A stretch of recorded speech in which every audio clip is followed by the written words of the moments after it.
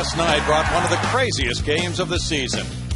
Blink and you would have missed stolen bases, errors, bloops, and a 4-run single. Tonight, Jay Happ takes the mound looking for his second win as an Astro.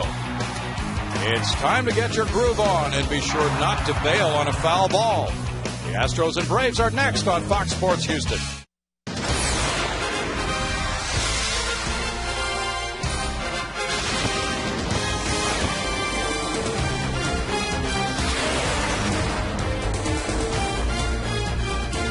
Live from Minute Maid Park in Houston, Texas, Fox Sports Houston brings you Houston Astros baseball. Tonight it's Game 2 of this 3-game series. Last night the Astros walloped the first-place Atlanta Braves. Good evening, everybody. Welcome to Game 2. Bill Brown and Jim Deshaies. The Astros put on quite a burst to win 10-4. Now we'll see what Game 2 brings, JD. Well, they've been doing a lot of walloping lately, Brown. You can count on just about double-digit hits every single night from this team. Tonight we'll take a look at the starting matchup for the pitchers. Jared Jurgens for the Atlanta Braves is 4-4 with a 4.48 ERA. He's been really good at home.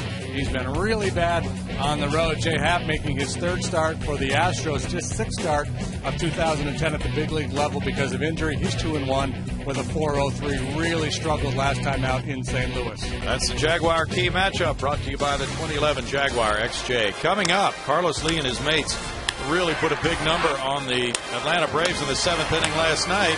See if they can continue to pound the ball. They've done that since the All-Star break. We'll be back with more in just a moment.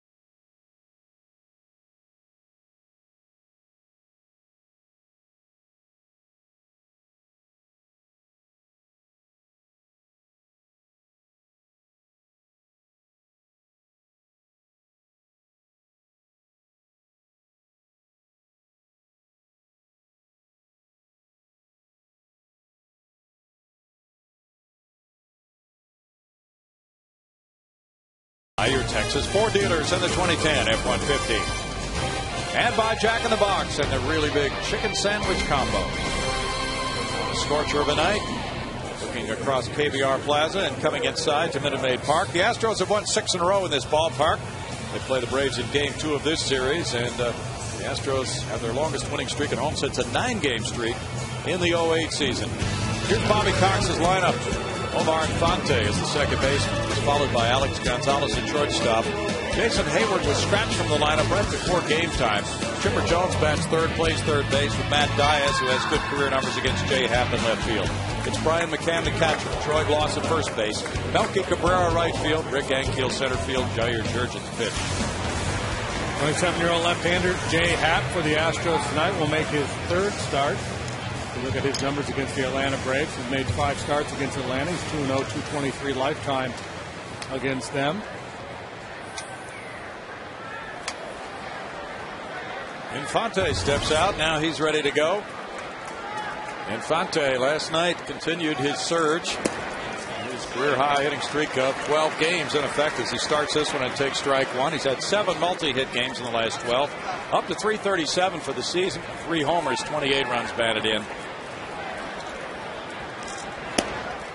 And the pitch is upstairs. Happ had a problem pitching upstairs in that last start in St. Louis. And then came down into the wheelhouse of Albert Pujols and allowed a 3-run homer, giving up 7 earned runs for the first time in his major league career in 1 inning plus.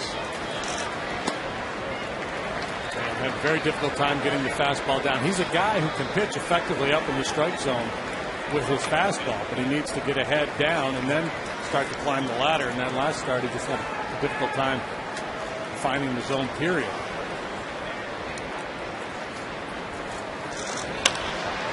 In the air, and it's Michael Bourne moving in center field. 1 out for Jay Happ.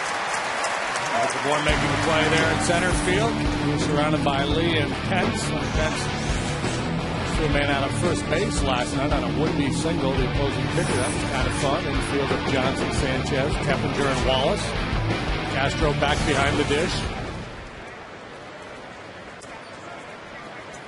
Alex Gonzalez was moved up in the lineup when Hayward was scratched. He's batting second at 259 with 3 homers, 8 runs batted in for Gonzalez.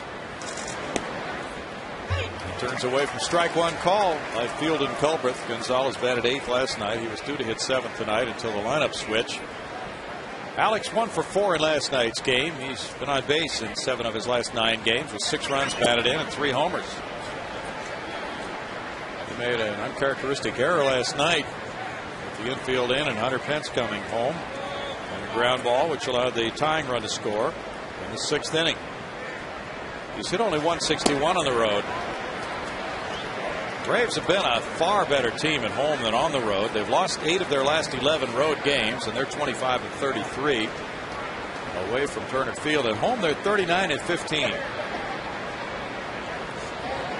They go back home after this series. A brief 3-game road trip for them. It's 3-1 to Alex Gonzalez. Free swing here for Alex Gonzalez, and he's got a little pop. Be careful. Alex has hit 20 homers, more than any other major league shortstop. And, he also has 30 doubles. That's more than any shortstop. 58 runs batted in for Alex, including his time with the Blue Jays, is tied for first among major league shortstops. Happ gets it by him, and it's 3-2 now. 90-mile-an-hour heater, but right by Gonzalez. Happ has deception in his delivery. At times his fastball, you see the hitters react to it. You think, that's 95, and you look at the board, it's 90. Jammed in there. Sanchez picks it up and throws him out. Bobby Cox before the game was presented with a couple of gifts. Cowboy hat, which he wore back to the bench, presented to him by Brad Mills. And cowboy boots presented to him by Jeff Bagwell. What a class guy. What a fun guy. Hey, where's the cowboy hat now? Can't be out of uniform. He flirted with it, though. Now it's Chipper Jones. And they strike one to Chipper.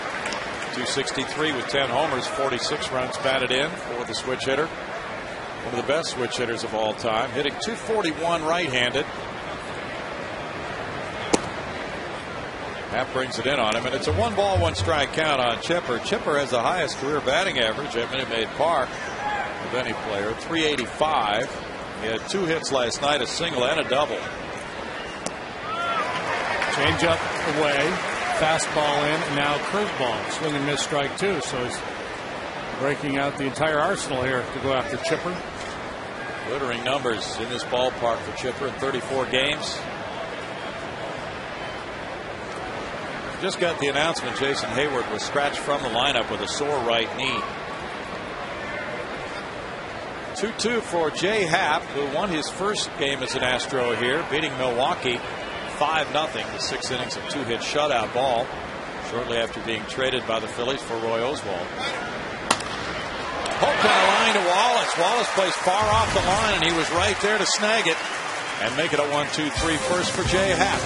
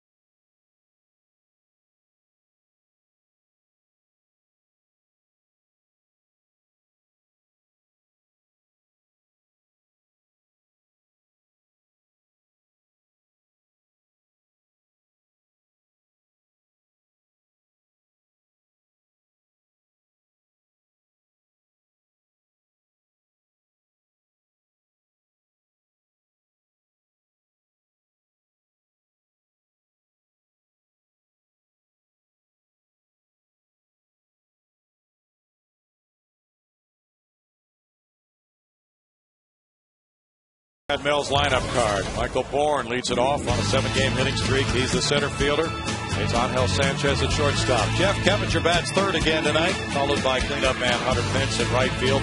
It's Carlos Lee in left field. Chris Johnson at third base. Brett Wallace at first base. Jason Castro is the catcher for Jay Happ. 24-year-old, Jared Jurgens works for Atlanta tonight. He's a candidate for the Dorothy Gale Award. He is very, very good at home.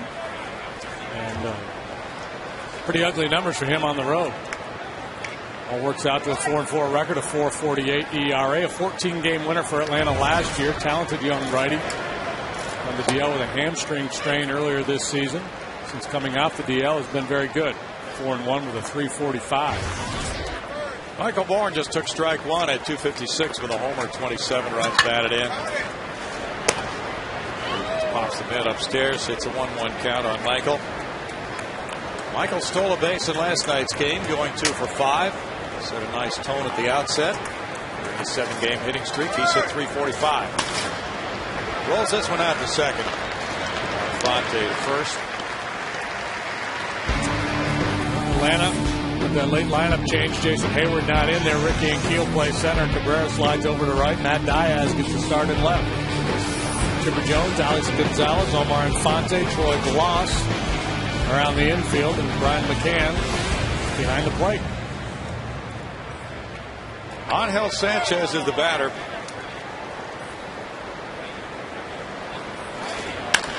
He rips a line drive into left center field. That snaps an 0 for 8 for Sanchez. And he takes the big turn, but it's played by Ankiel back, and a nice sliding play at second there. Keep that throw from getting loose by Infante.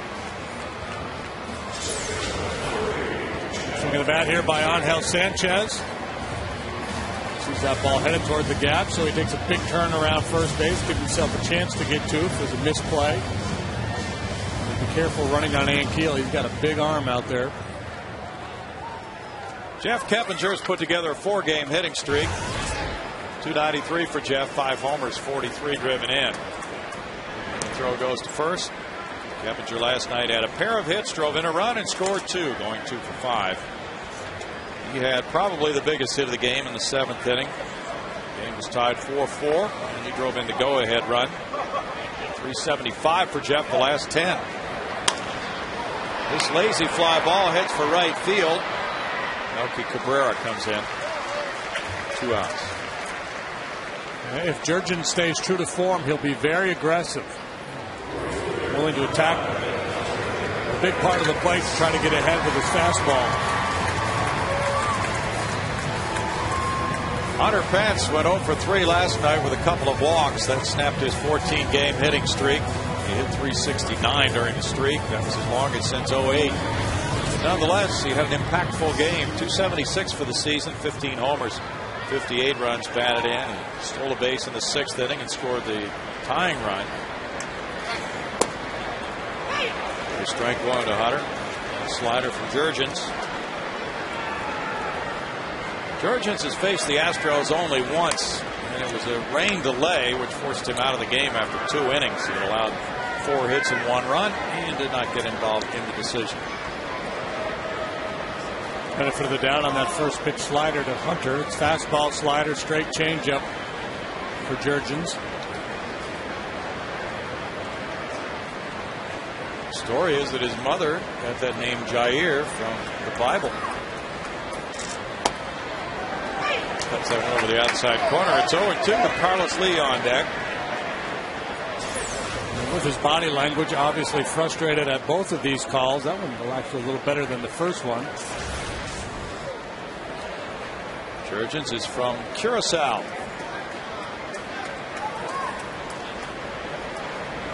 Pitch out. 1-2 with Sanchez holding at first base. Astros did some running last night. Bourne and Pence both had stolen bases in the game.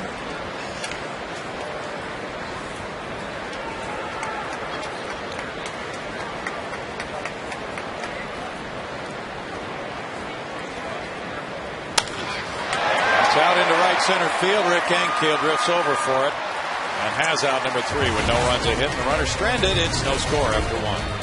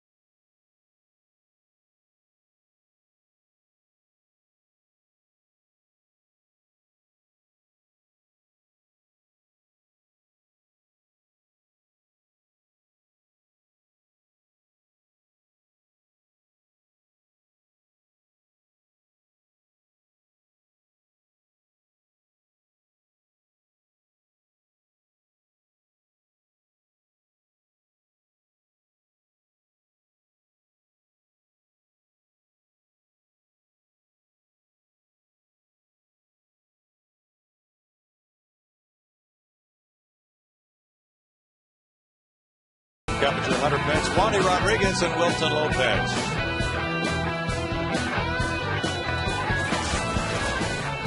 It's 0-0 as we take a look at Damon McGavick's cousins, friends, family up there. And the ground ball is cut off by Jay Happ. Bat of Matt Diaz. Diaz was 5 for 7 in his career against Happ. He gets him easily with a good fielding play. 1 out.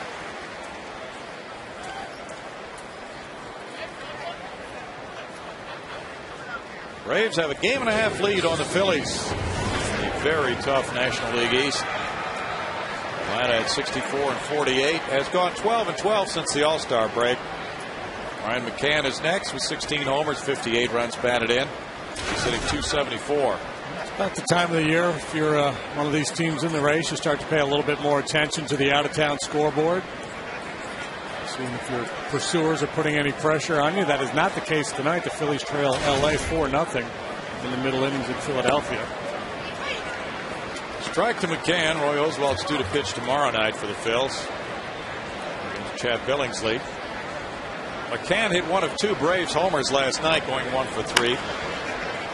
Flicks that one foul, and it's no balls, 2 strikes. Braves are 19-18 in games started by left-handers against them. Happ as a major league pitcher is 15-6. Breaking ball is top foul, and it's still 0-2 to McCann. McCann, one of the top catchers in the game, and he really plays often.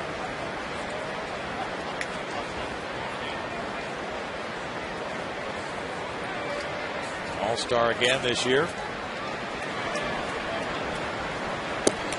Still the hero of the All-Star game. Over the game winner. Yeah. 1-2. He drove in 94 last year for the Braves. Doesn't go the other way too often. 15 hits to left field. That's strike 3. Hit the corner to strike out. This lineup sets up better against right-handed pitching. McCann and Hayward, the switch hitters, for the most part, better from the left side. That's why Troy Gloss becomes such an important piece for them, and he was very good early on. He brings some right-handed thunder to their lineup. Got off to a great start. Lately has not been very good. Gloss was 1 for 4 last night, a single. Ball 1 to a 242 hitter with 14 homers and 63 runs batted in for Gloss. That's a club high. Second in walks on his team. Brave team does walk a lot. Early leading the league. Yep. It's a good piece of the puzzle for them. Very patient club. See a lot of pitches, draw a lot of walks. Happ shoots for the corner and misses. It's 2-1 for Jay. Pence probably say, hey, wait a minute. It's called a strike on me out there. What's going on?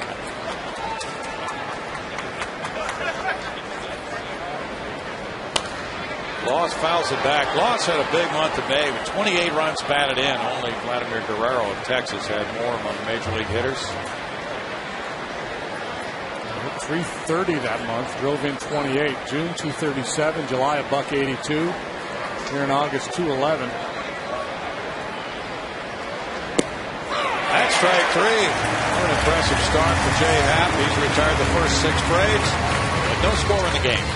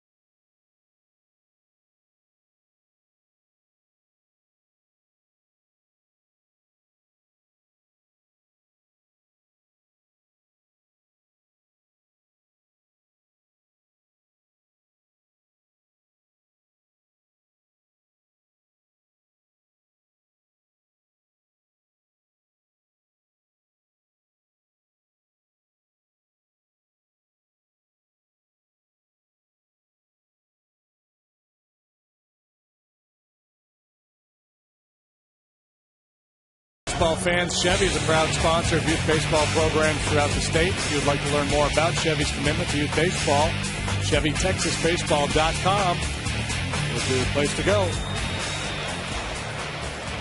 It's Carlos Lee leading it off in a scoreless game, home second inning.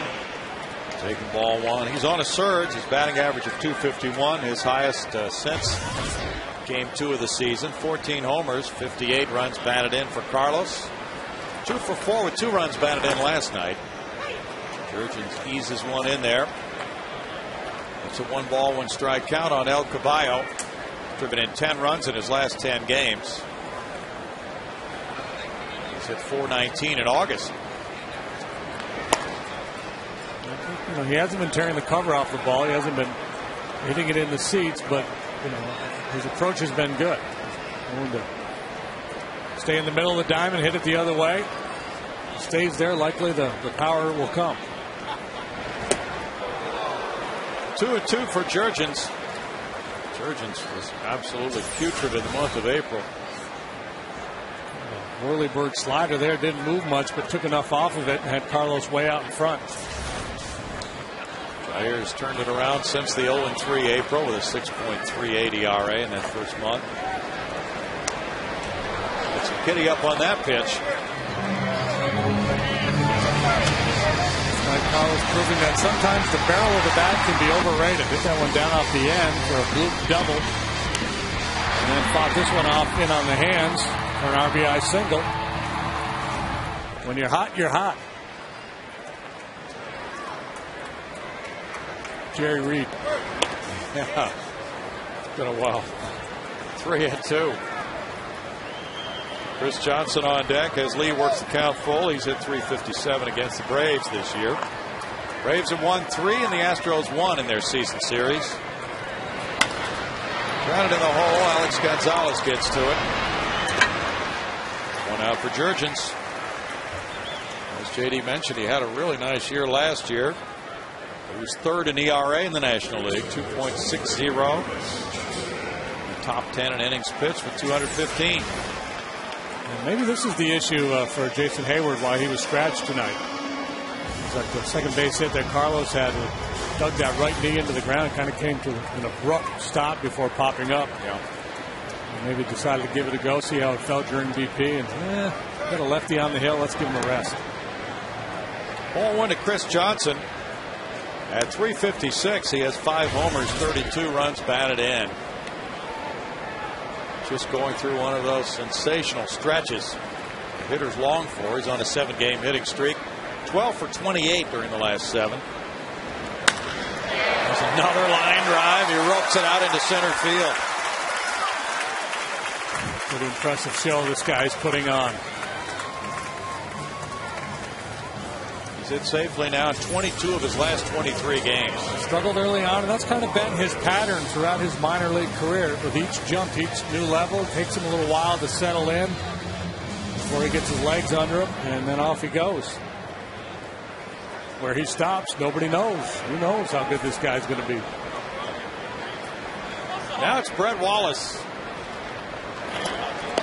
Nice strike 1 to Wallace. We got a suggested nickname for him on an emailer today. The Viking. 333, no homers, 4 runs batted in. He reminds me of an old teammate I had that we called the Caveman, and then became the Dweller, the Troglodyte. Pete Delana was his name. Built similar to Brett, and he could hit too. The Dweller. It's very calm at the plate. A lot of movement there. He taps at third base line, and he might get an infield hit, and does. Chipper Jones was pulled way off the line, and Wallace gets an infield single to third. And last night he hung out a couple of line drives. Maybe had the most impressive swings of anybody in last night's game. Speaking of last night's game, the Astros had a fair number of soft hits last night, and they get another one here tonight. Yeah. The Dweller. Well, he ripped an RBI double off the right field wall, and then he had a single last night. Reached the third time when he was hit by a pitch. He fits right into the theme hot-hitting Astros. Now 2 men off for Jason Castro. 186 for Jason, 2 homers. He's driven in 5. Pitcher Jay Happ is on deck with 1 out. If Brett doesn't want to be known as cave blower, certainly honor that. But we will also point out to him that at least we don't call him Fungus. Well, we named a Keppinger up here a while back. And we have Baggy on the areas. Oh, yeah. Yeah. Jeff was making the point that Keppinger just kind of grows on you. So, drop a little fungus on him. Castro looks at it. It's 1-1. Castro, the Astro, would love to chime in. He has a 272 on base average right now. A little slow developing with the bat early in the days of his big league career, but his catching has been good. Maybe a hit right here could do a lot for him.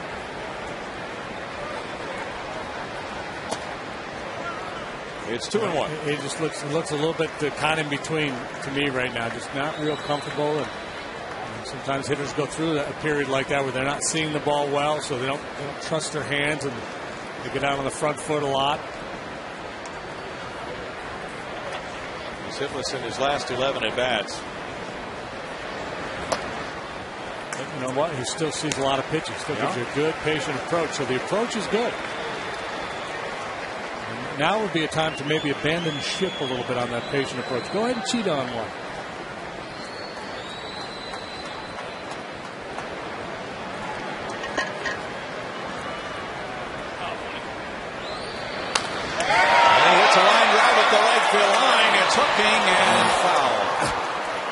I'd like to see him get rewarded for that good at bat. Working the count 3-1, then good aggressive swing at that inside fastball.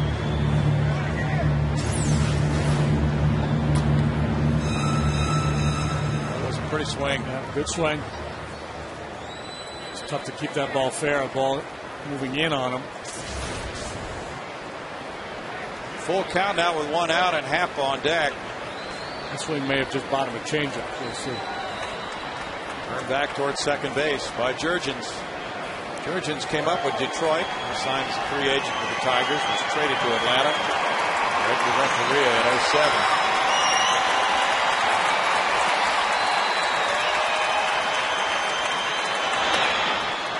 Soft foul goes back into the crowd. And it stays at 3 balls, 2 strikes. Jurgens did come with a changeup there. When you throw a 3-1 fastball and the hitter turns on it like that, you know, okay, this guy's maybe a little quicker than I thought, or showed me he could put a good swing on the fastball. Jurgens does have a very good changeup, and he's willing to throw it in any count. Johnson and Wallace are aboard with 1 out. St. Louis 2, Cincinnati 2. They played 3 in Cincinnati, and they have a fracas. Nothing serious. Double play ball here. Fonte, Gonzalez, and low throw, safe at first. The Braves do not turn 2. As Castro beats the relay, the 1-hop throw to Gloss.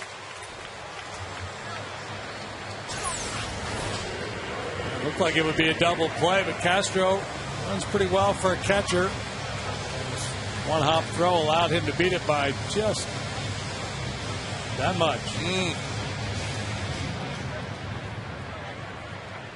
Fox Sports Houston presents You Make the Call. Now it's Jay Happ batting. Hey, apparently Dusty and Tony La Russa got ejected from that game. Okay. I wasn't aware of it when we were watching on television before our game, but according to what I'm reading here online, they were pointing at each other, weren't they? Yeah, and apparently Scott Rowland had Chris Carpenter pinned up against the backstop. Brandon Phillips popped off before the series, said the Cardinals were a bunch of whiners and nobody liked him, things to that effect. So when Phillips came up for his first at bat tonight, he and Yadier Molina, the catcher, got into it, and both benches emptied, and that's kind of where it went from. No punches thrown or anything like that. 1-2, and Dusty Baker and Tony La Russa have had a history. When Dusty was the Giants manager, they were pointing at each other from their respective benches. One time, and there was another episode when Dusty was manager of the Cubs. 2 fiery competitors. Half bounces one. It's a two-hopper. Gonzalez gets it to Infante for the forced play on Castro. No runs, a couple of hits, and 2-man left. No score after 2.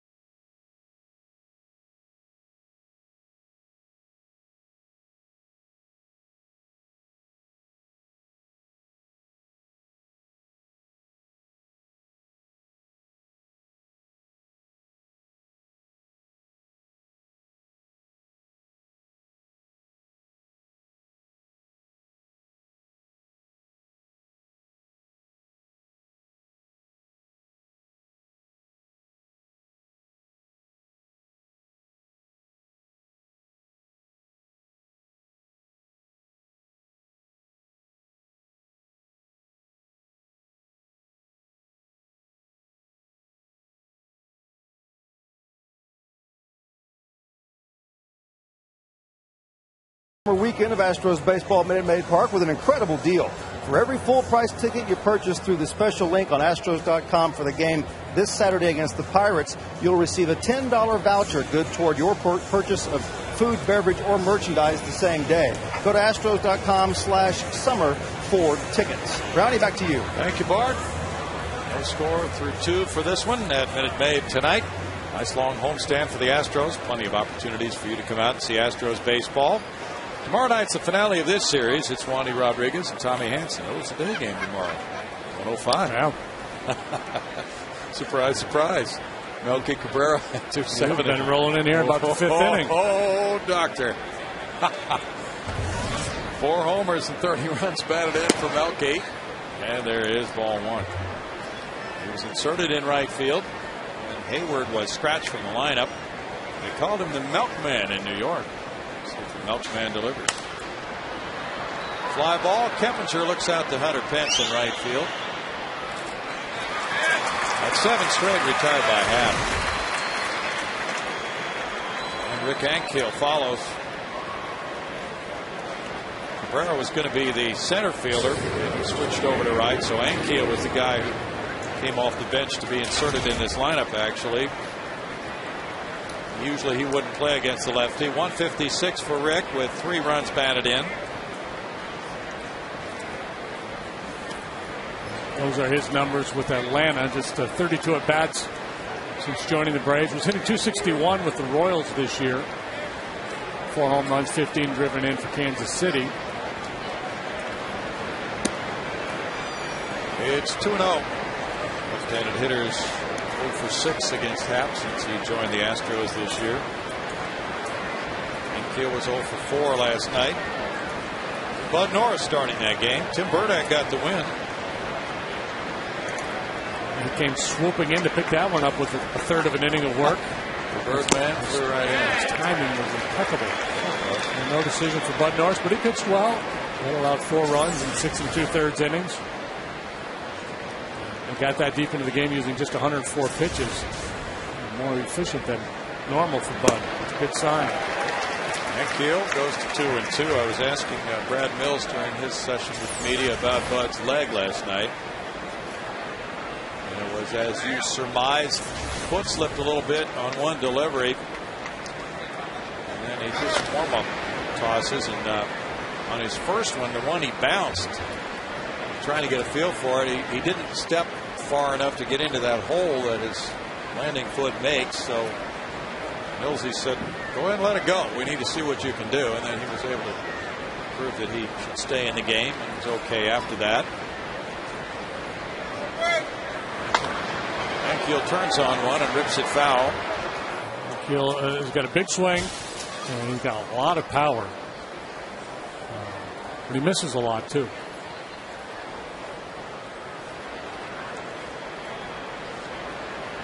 .32 at bats with the Braves. He's punched out 14 times. Well, punch-outs have been a part of his whole career. When he was a pitcher, he averaged more than a strikeout per inning.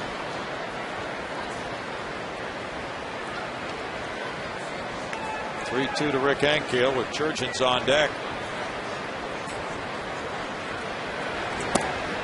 Come on. That was a walk. First base runner for the Braves. There goes your perfect game. Rats. Now it's Jurgens.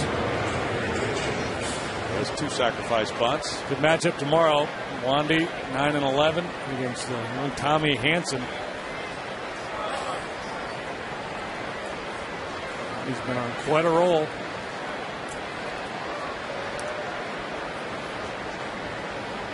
Jurgens squares the bunt and puts it in the air off the screen for strike 1. That'll be the finale for the Astros and Braves this year. The Braves swept the Astros in Atlanta, then they go back home for another week, and the Astros stay here for another week. And the Astros got the Braves healthy. They sure did. The Braves had lost 9 in a row prior to the Astros coming to town. So they went on a roll. 28 in May. Bunted in the air and again off the screen. Jurgens trying to direct that ball away from Chris Johnson, and so doing changing the angle and not being able to push the ball down into fair territory. An assist to CJ. Yeah. Thursday's an off day for the Astros. Friday night, Pittsburgh is here for Brett Myers and Ross Ollendorf. That's the matchup. Bunted hard, and it goes foul. Myers get his shot. Brett Friday night, and on this occasion, he's a spectator watching a strikeout as Happ gets the foul 2-strike bunt from Jurgens. Myers was taking some ground balls at third today.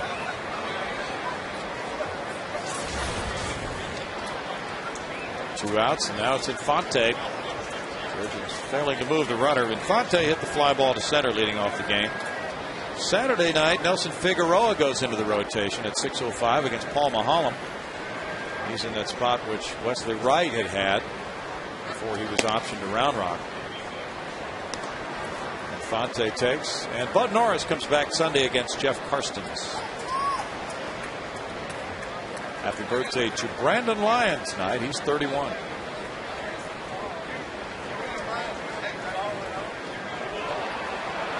Here's the runner moving early, and Happ gets it to Wallace. And a run down. Wallace will reach out and tag him. Well, Rick Ankiel took off very early, and he is thrown out. In the rundown, Wallace got him. Play going from 1 to 3. And that ends the top of the third inning with no score.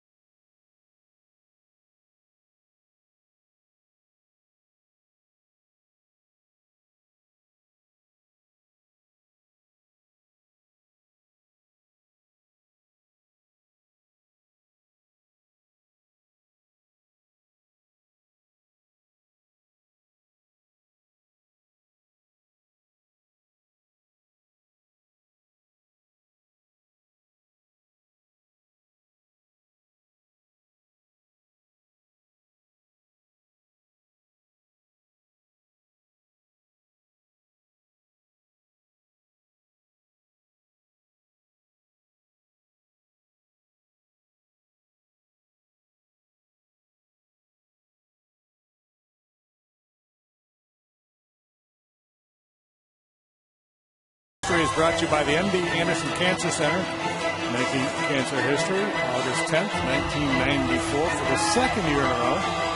Baggy's left hand broken by a pitch. This time it was Andy Bennis, just 2 days before the players' strike finished the season. And Baggy, man, what a year he was having. MVP, 39 home runs, 116 driven in, 368 batting average, and 400 ABs, all club records at the time. Who knows what those numbers would have ended up had he not been hit and had the season been played out. Michael Bourne takes strike one in a scoreless game, home third inning. He grounded out earlier to second. Little tripler out to shortstop. Hurrying Gonzalez gets him. Very fine play by Gonzalez. Now, Gonzalez had to come hard, had a little bit of an advantage in that Michael didn't get his normal break out of the batter's box because of the nature of the swing. Kind of a check swing, and he throws and then went. Pretty play nonetheless by Gonzalez. Gonzalez takes care of out number one. Now it's Sanchez batting. He's singled up the middle. There's strike one. Jeff Bagwell will be eligible for Hall of Fame consideration after this season. He's been retired for 5 years as of the end of this year. No balls, 2 strikes. We were talking about that before the game. In fact, there was an interview being conducted over on the Braves bench with Bobby Cox. He was asked that question. And Mark Berman. He said, yes, I think Jeff is definitely a Hall of Famer. I would vote for him if I had a vote. 449 career home runs, 1,529 RBIs. Doing so much of that damage in the Astrodome. Pop fly to right, caught by Infante right behind Gloss. 2 outs. Yeah, Gene Dias, the director of media relations for the Astros, was talking about it. We had a discussion about those numbers in the dome, and he's ready to put together a stat pack of numbers when the time comes on Jeff for the people who vote for the Hall of Fame, to make them realize how the dome depressed offensive statistics and put that in some kind of a context for them. You can go to some of these websites where the team heads crunch all the numbers, and they'll do adjusted numbers by ballpark. 750 slugging average that year in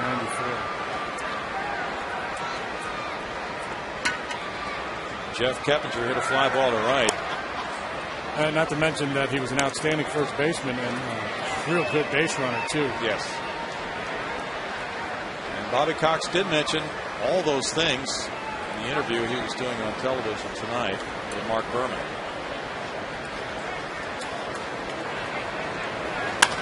Bounce to shortstop. Gonzalez.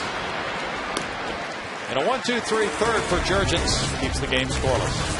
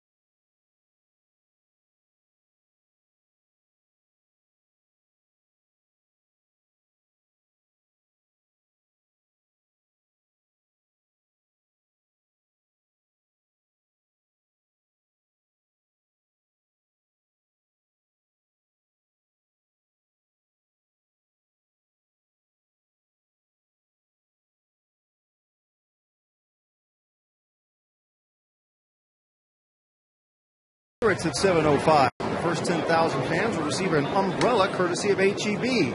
Hopefully you won't need it, because after the game we got Friday night fireworks presented by Marathon.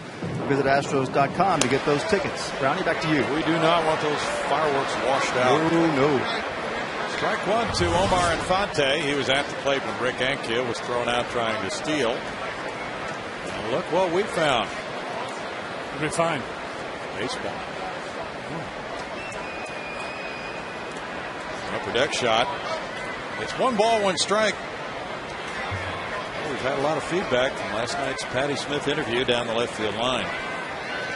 Well, the Baylor has blown up. He's gone viral. He's all over the internet. Blogosphere. Ground ball to third. Chris Johnson goes out. Infante. 1 down. Amazing the times in which we live. An email from my sister today back in Albany, New York. Hey, Bo the Baylor. He's all over Yahoo. What are you talking about? That was some fun last night. If you were not with us, Bo and his girlfriend? We think Absolutely, yeah. They were sitting in foul territory down the left field line. A foul ball came. Bo got out of the way and it hit her. And he said it was caught up in the lights, so as he's moving away, he said he didn't see the ball. It was up in the lights. And she got hit.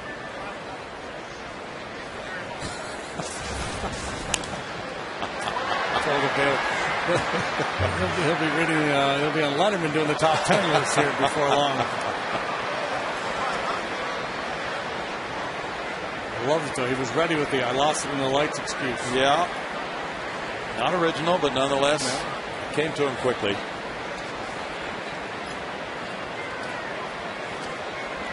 So do we have any Baylors out there tonight? We may find out. Yeah, put his name on the chair. Stars, and really stars will hit those massive home runs. Yeah.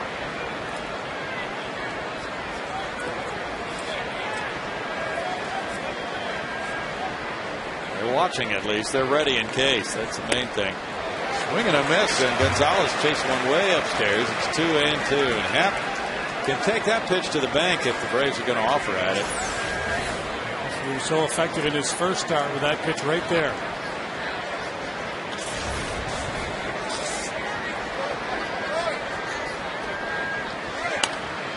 Foul away. Last time out, though, wasn't throwing that high fastball for strikes. The Cardinals were taking it. He walked 3 in 1 inning and gave up 6 hits and 7 earned runs. When he came down into the zone, they were ready. He didn't throw enough strikes early. You got to establish the strike zone early in the game and early in the count to get hitters into swing mode. And if you're just missing constantly, hitters are not going to be jumpy. Ball's top foul. And tonight it's more like his first start. He's been able to his breaking ball over. He's been able to move the fastball around in the zone and then work up effectively out of the zone. On Sunday in Milwaukee, Wesley Wright went 2 1/3 innings. And Happ last time out 1 inning plus last Wednesday in St. Louis. This one is driven to left center field. Carlos Lee backing on it. Plenty of room there. 2 outs. And Joe Wagner sitting out there in the Braves bullpen right behind Carlos. He will be retiring after this season. Greg Lucas did an interview with him tonight. So he will not change his mind. He is definitely retiring. He's the Astros all-time save leader with 225. What's he going to do? Raise alpacas or something? He has been doing that, but he's not doing it as a business anymore. He's just doing it for fun. Ball 1 to Chipper Jones. He lined to first base, and Brett Wallace is playing far off the first base line. Brad Mills was talking about that today. He loves how far off the line Wallace is playing. Prince Fielder does. I saw Prince doing it for the Brewers. Wallace can afford to cheat that way a little bit more than Lance can because he's a right-handed thrower, so the first baseline is on his glove side. That gives him a little bit more range toward the line. But I love this deployment. How many times do you see a right-handed hitter hit the ball right down the first base line? Rarely. So he moves over. That allows Keppinger to maybe take a step towards the middle. And he cuts down on that hole between first and second.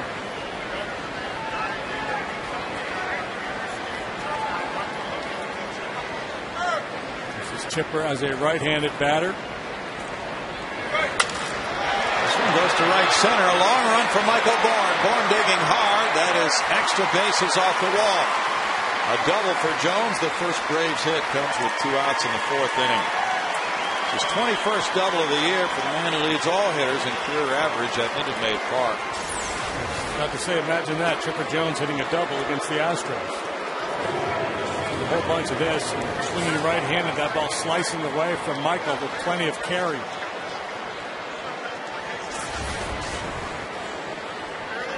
Bobby Cox has to like this matchup. Diaz with good numbers against Happ coming into this game. Active leaders in doubles, Chipper Jones, and Pudge, Manny, Garrett Anderson, Todd Helton, and Bobby Abreu. Diaz, who grounded back to the pitcher Happ, takes a look at ball 1. He is effective as a platoon player. He's had 143 at-bats this season. .441 slugging percentage for Diaz. Braves have an outfield combination they can use to keep everybody fresh. Hayward, Cabrera, Ankiel now, and Diaz.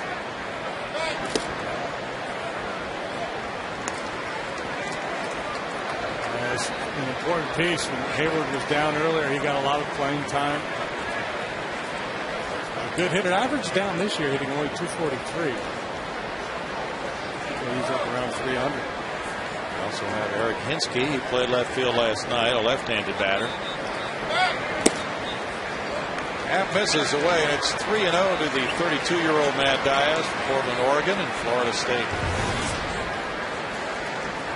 Had surgery on his right thumb earlier this year. 57 pitches for Happ. It should be fresh coming into this start. That's just an inning plus last time out.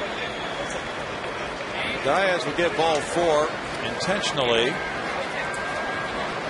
bring up lefty hitting Brian McCann. So a fresh count here. Rather than trying to come all the way back from 3-0 and make pitches and get him out, Happ takes a few steps back and now ponders McCann, who struck out looking in the 2nd inning.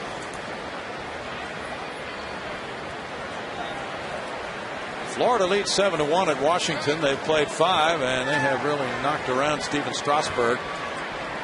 Dan Uggla hit his 26th home run in that game. McCann, 1-3-1 zone shift being employed here. Keppinger in short right field. Sanchez on the second base side of the bag. Chris Johnson way off the line at third.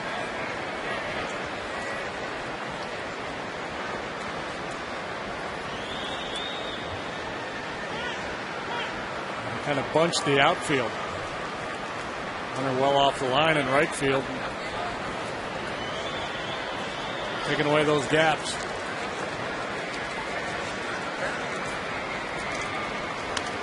Can's jammed on that one, fouls it back. It's a 1-ball, 1-strike count. Braves are 6th in the National League in runs scored. Yeah, and it's just a good balanced club. You know, when you look at the league leaderboards, they don't have a whole lot of Braves up there. And those guys having good years, not great. All the walks they draw certainly contributes. 2-1. Strasburg gave up 6 earned runs in 4 1/3 innings tonight. Can hit the ball to left field very often and probably almost never on the ground. Has good power. Could even justify Hunter backing up a step or 2 with McCann up there. Now it's 3-1. He's missing. He's not missing by much. Fielding Culbreth is the home plate umpire. Fox tracks number 4 right on the corner. That's a tough one, but looked like it was in there. Borderline. McCann reaches for it, and then it came up, kind of hit him in the chin. 3-2 now with 2 outs, and the runners will go on the next one. Jay Happ settles into the Astros rotation after going 12-4 with the Phillies last year with a 2.93 ERA. Pitching in the World Series for them. He's from Northwestern University and was born in Spring Valley, Illinois.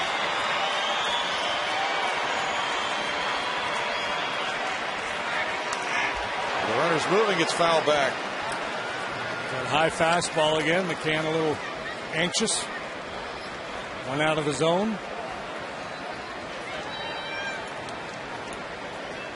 Typically is not Brian McCann. Pretty disciplined hitter. RBI opportunity though. They get a little greedy. He's had some very good RBI seasons. 94 last year for his major league high. It's in the air, and Michael Bourne wants it in center field. Half out of fourth inning trouble. No runs, a hit, 2 men stranded, no score.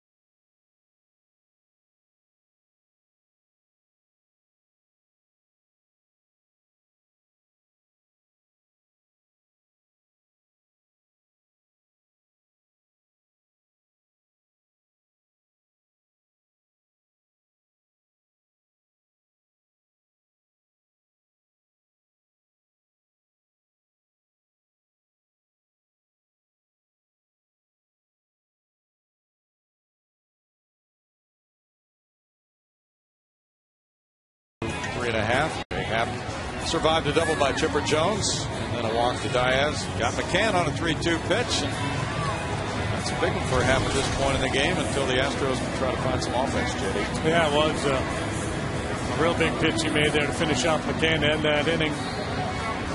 Get into this stage of the game, both pitchers look like they're locked in pretty good, so every at bat takes on a little bit more significance, every play. Hunter Pence leads it off. He hit a fly ball to center in the first inning.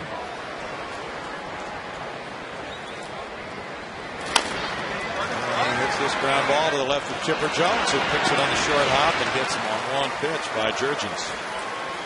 Talked about Jurgens' aggressiveness, and you might see the Astros do some first pitch swinging. They haven't really been able to do much with it. Nice play here by Chipper. Slick glove work. Round number one.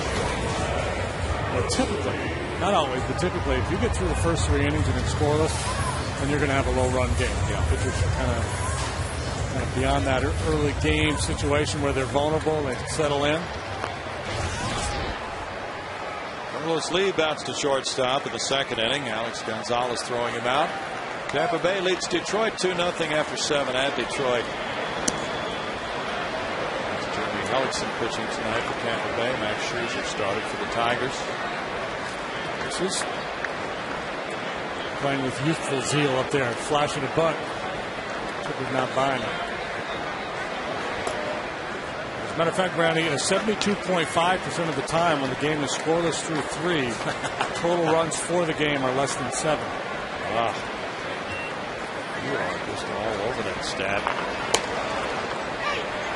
2-1. Hey, we had a question we can answer tomorrow. We'll give you the question tonight, but not the answer.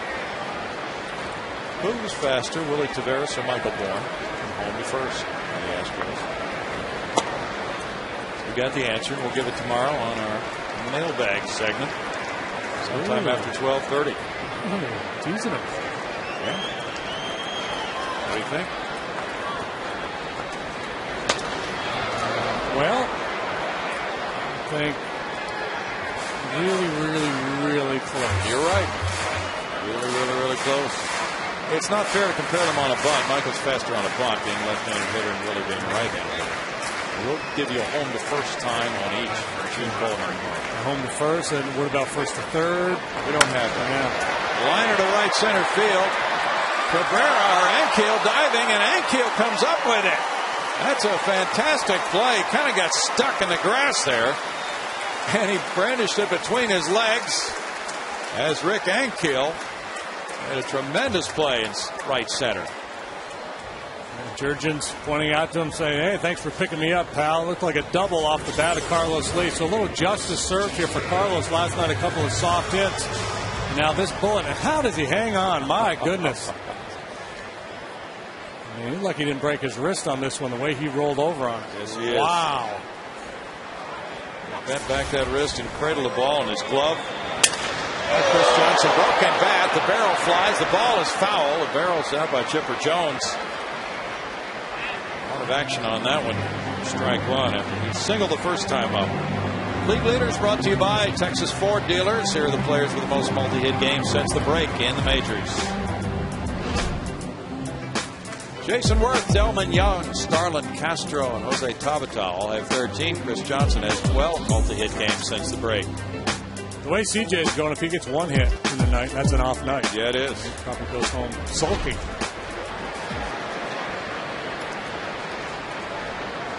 Now one already tonight. Chris leads the majors since the All-Star break with a .427 batting average. Among all rookies in the majors with 140 at-bats, he's number one at .356 this year. Also leads in slugging. There's another hit to right center field. Cabrera picks it up, and Johnson is 2 for 2 in this game. Somebody ought to let CJ know that this is the highest level. You can't get called up. This is it, man. You can't go any further than this. But he does not have enough at bats to qualify, but he's still putting together a real nice resume. And not slowing down. Brett Wallace got the infield hit to third in the second inning.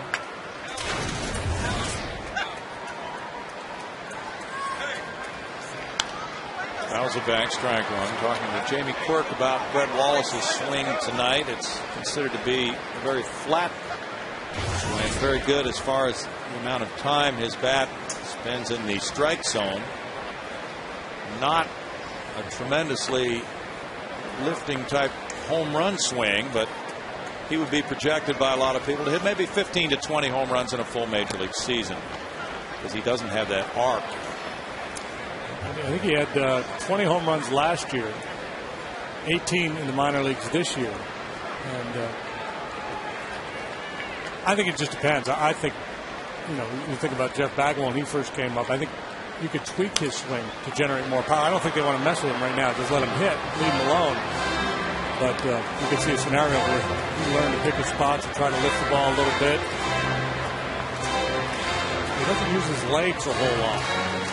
Of an upper body swing. And when you talk about that flat bat, guys like George Brett come to mind.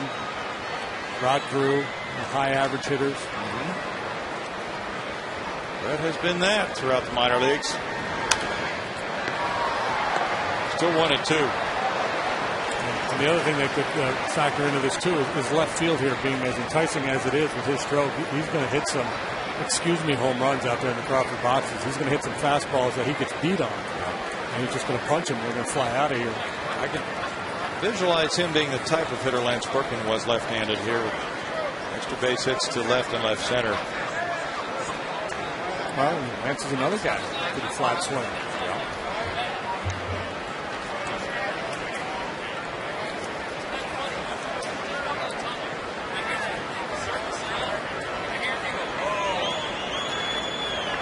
Jason Castro's on deck and Wallace batting.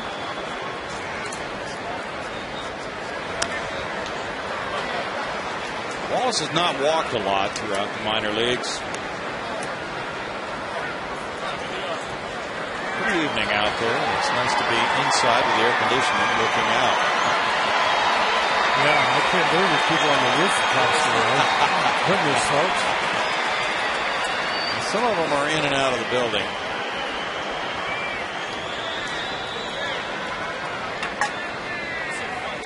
Ball is started for it, and on appeal to third, they call him for swinging the bat. That call made by Ed Hickox to win the 4th inning on the strikeout. No runs a hit, a runner stranded. It's 0-0.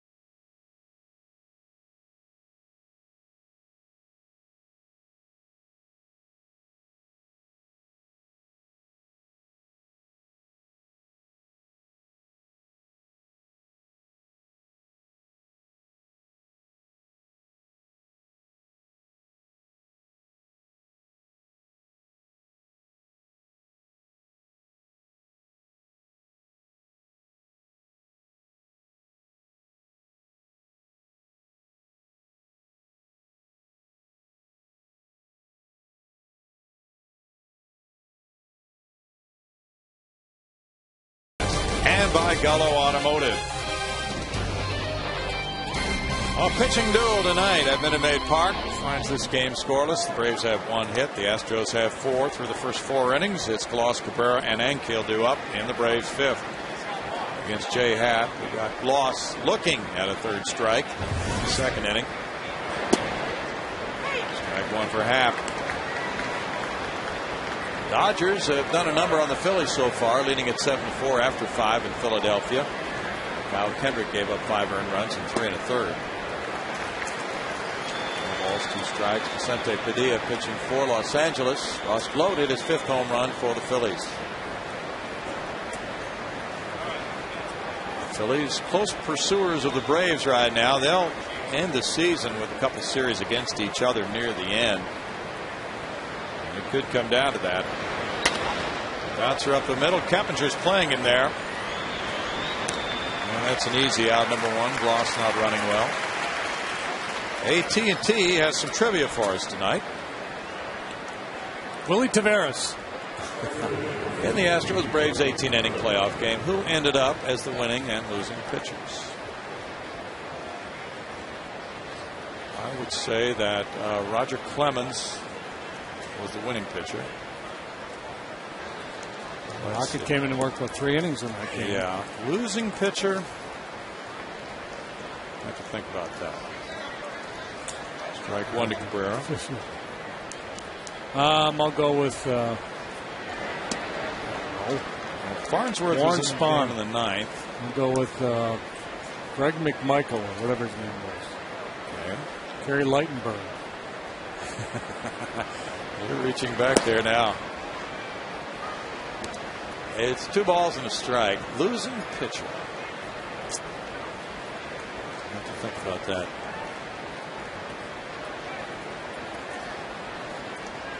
Well, Chris Burke could tell you. Oh, it's Joey Devine.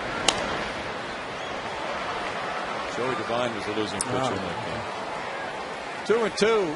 The last 2 starts have gone much differently. You know, that had to be a tough one for Jay after that last start, JD. Yeah, because he was so good the first time, and as good as he was the first time, he was that bad last time. There again. Outstanding work against the Braves as he works in the 5th inning, just allowing one base hit. Very similar to that first start. Joey Devine. Yeah, lefty. He was a right-hander. He's a right-hander. Yeah. Who's the lefty I'm thinking of? Jojo Reyes. Oh, Reyes, yeah. Joey Devine. He was a first-round draft choice. And hadn't been in the major leagues very long. He got there pretty quickly. He was a power pitcher in college. Hap again frustrated with the strike zone. That one just a smidge off the inside corner. Doing a nice job though, moving the ball in and out. Go back in there. Bouncer to second. Temperature gets a 2-hopper. Throws out the milkman. All right, let's see who the winning and losing pitchers were in our AT&T trivia question from that 18-inning Astros-Braves playoff game in 2005. Roger Clemens, Joey Devine. And there's Dan Wheeler watching Chris Burke hit the game-winning homer off Devine. Can't pitch Berkey in there. You kidding me? What a night. Rick Ankiel takes strike one. He walked in the 3rd inning and was thrown out trying to steal. A fabulous catch, though, on Carlos Lee in the last inning. 1 ball, 1 strike. Joe Boudreau informs us that Joey Devine is currently on the disabled list in the Oakland organization. Joey Devine pitched 5 innings with Atlanta in the regular season that year.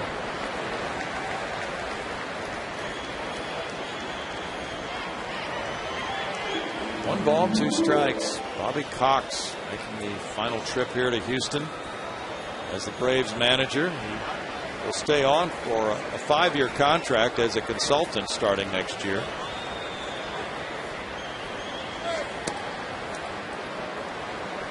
It's 2 balls, 2 strikes. And when you look at that East Division, it's difficult to root against Coxie or Charlie Manuel. They're both wonderful guys.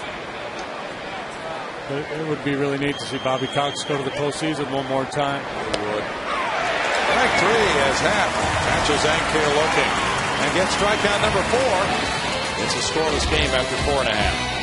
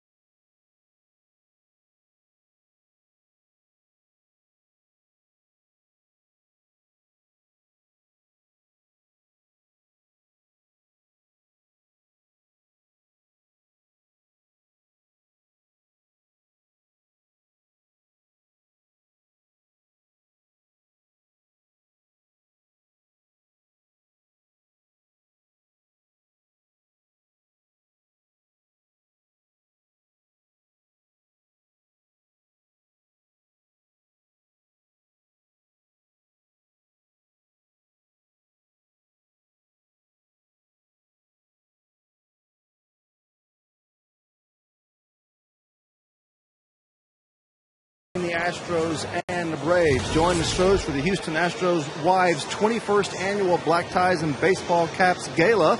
This Thursday at 6 o'clock, enjoy a reception, dinner, and auction with Astros players and personnel.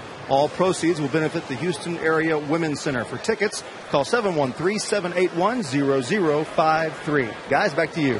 Hey, Bart, you know, Patty had that award-winning interview last night. Yeah. On the foul ball. Yeah. Have you heard about that at all? I've only seen it all over the internet. Other than that, no, not at all. Well, you know, she was requested to do interviews on network television today. Yeah, well, she can have that gig. I'm just curious as to whether or not, you know, the girl's okay. I'm really worried about the girl, Brownie. Yeah, the whole relationship really could have suffered based on that whole interview. You would not believe the comments. I read the story on Yahoo.com, and the comments from other readers are priceless. Okay. So I recommend that highly. We don't want to use any names there, but that was Bo and Sarah. Well, as long as we're not using names, we're concerned about how they stand tonight. Line shot into right field, and Jason Castro gets a single to lead it off here in the home fifth inning. That was a nice swing. Hey, do you think maybe they'll be part of one of those proposals? I think that could be we coming get sometimes. Next. Yeah, I think maybe you should be the guy to cover that. Wouldn't it be great if he proposed to her tonight and she just said, "You know what? I don't think so, pal." Well, he'll have to pass the test. So he'll get 3 fungos hit to him out there, and he's going to have to catch all 3 of them, or else the answer is no. Now Jay Happ in a bunting situation. Squares early. Pushes it to third. Chipper Jones will throw to second. Bad throw into center field. And now runners are at first and second with nobody out, as Jones throws wildly to second, trying to force Castro. Man, interesting play. It was almost like he made the play and all the while was second-guessing himself, but still went ahead and did it anyway. You see, he didn't really make this play with any conviction.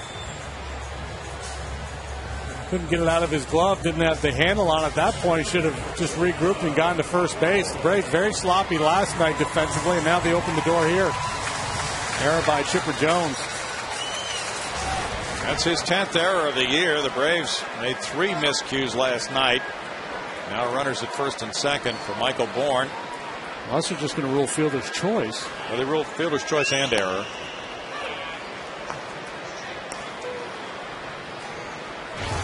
Okay, so if it's a fielder's choice, no sacrifice, the error E5 implies that the man would have been out at second, and that would not have been the case. I don't. If you're going to rule a fielder's choice, I don't think you can give it an error. Okay. I think the error was in judgment. Yeah. Because the wild throw didn't change the outcome, because he was going to beat it anyway. Looked like it. Bourne to left field. Backs up Matt Diaz for the catch. 1 out. Now the Braves, as it turns out, have made 24 errors now since the All-Star break. That's more than any other National League team. Bobby Cox's club not getting it done in the field last night, and that was very costly. Now Jurgen's trying to overcome the Chipper Jones error here. With Sanchez the batter, he's 1 for 2. That's the thing we talk so much about, earned runs and unearned runs, but as pitcher, sometimes you just got to take it on yourself after a misplay to bail out your teammates.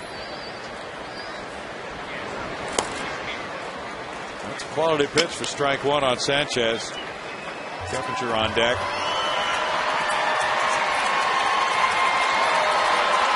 Jurgens, he's a good one. Just 24 years of age. A couple years ago, won 13. Last year, 14. 34 and 25 lifetime record in the majors. Line to right.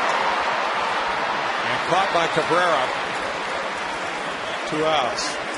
Braves have been down for a while, but, you know, it's starting to come back, and their future looks pretty rosy.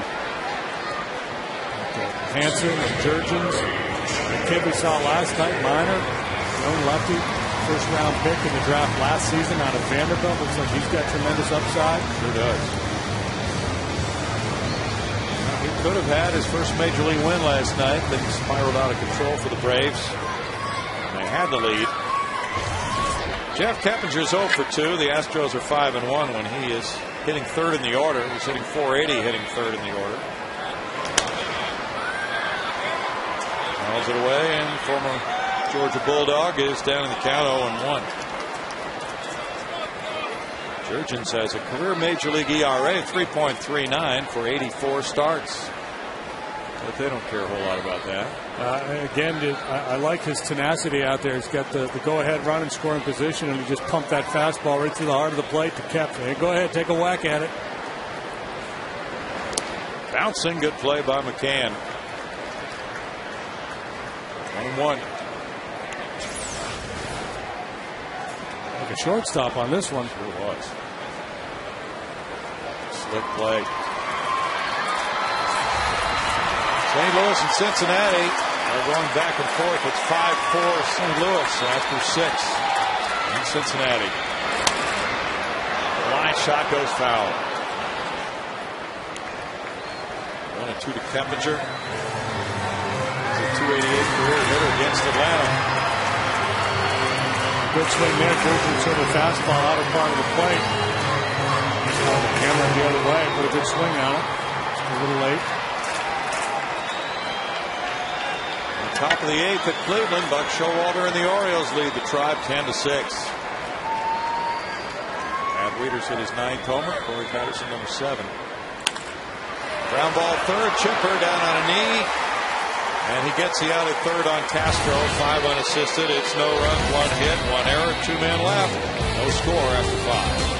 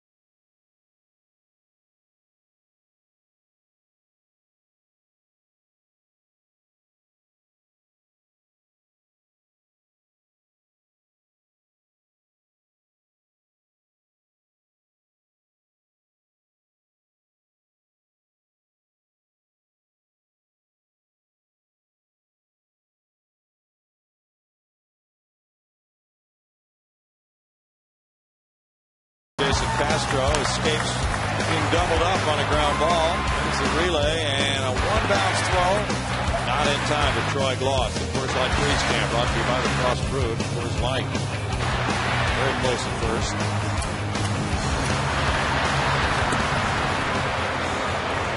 As a result, no score. Atlanta has 1 hit. Houston has collected 5. They look entertained. They're watching Kiss Cam.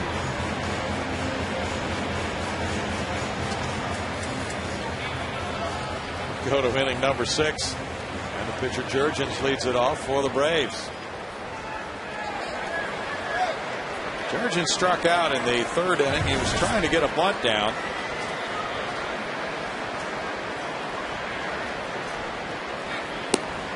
Showing blood here, and he takes strike 1. He was so ineffective at it last time, he thought he'd try again.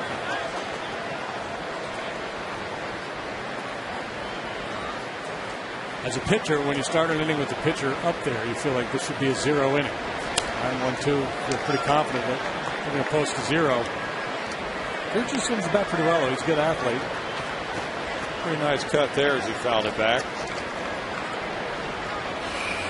Boston 5, Toronto 4. They played 6 in Toronto. J.D. Drew hit his 13th homer for the Red Sox. Jurgens is down on strikes. That's number 5 for Jay Happ. With the curveball. Brian Mueller has returned to the Astros. He got another opinion on the groin, and he's going to try the non-surgical method of dealing with that groin injury. Omar Infante is 0 for 2. This ball 1.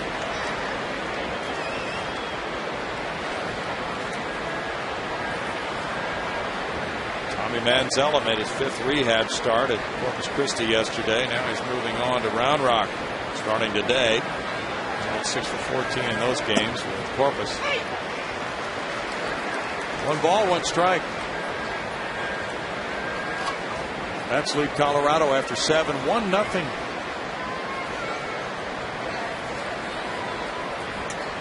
Mets will be here next week, Monday, Tuesday, Wednesday, Thursday. Pelfrey tonight? I'm going to check. Takahashi's in right now, but it's in the late innings. Pelfrey started. Having a heck of a year. Yes. As for the Mets, they put a run together, but now they've dropped back. They're 8.5 games in the rear of the Braves. They're 1 game under 500. Infante has a 2-2 count. Gonzalez on deck. 1 out here in the 6th inning. Last night the Braves had 4 runs on 7 hits. They lost it 10-4. They've done well against the Central Division teams with an 18-11 record. Fly ball brings Hunter Pence over. And still running to get close to the line. Had to come a long way for the 2nd out. A long way to go, but there was plenty of air under it, so he was able to track it down. He takes the peek down to find the stands, make sure he's not in harm's way, and then tracks it down. Jay Happ has thrown 88 pitches, 53 strikes, 35 balls. He works in the 6th inning with 2 outs. Alex Gonzalez is 0 for 2 with a ground out and a fly ball to left. That's Ubaldo Jimenez tonight for Colorado, trailing the Mets 1-0. Mets just got a run in the 7th off Jimenez. Pelfrey 7 shutout innings, and he has left the game. Very good night for Jay Happ. Chipper Jones is on deck. And the Rockies are 5 games over 500. Pretty good, didn't it? 1-1. Hawks track, had it outside.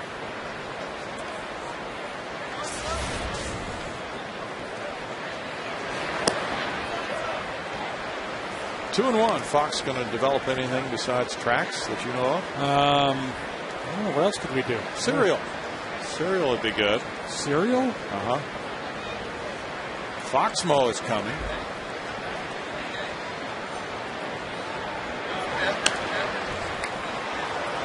How about that overhead cam? Overhead cam would work. Biz spent the last 5 years of his career begging for that. Phil Boudreau suggests Foxtrot may be coming.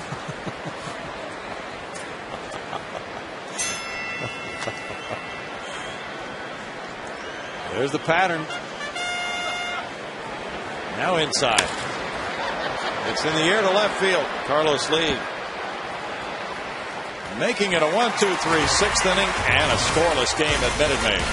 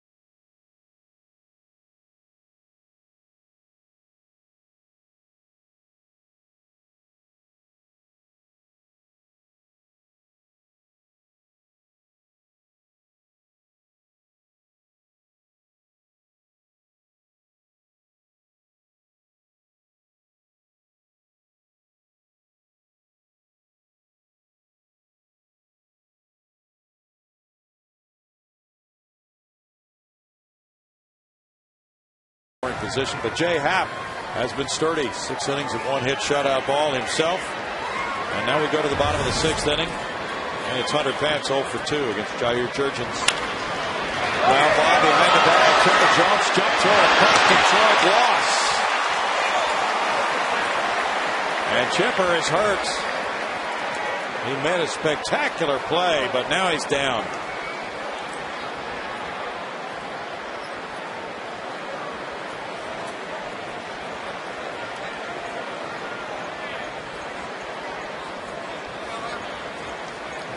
That's the fear when you go airborne to make that throw. You get your body out of whack, and obviously when he came down, something gave way. And he's in a significant amount of pain here.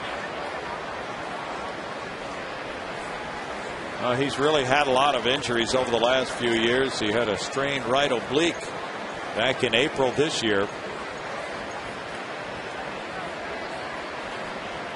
It's like the left knee area.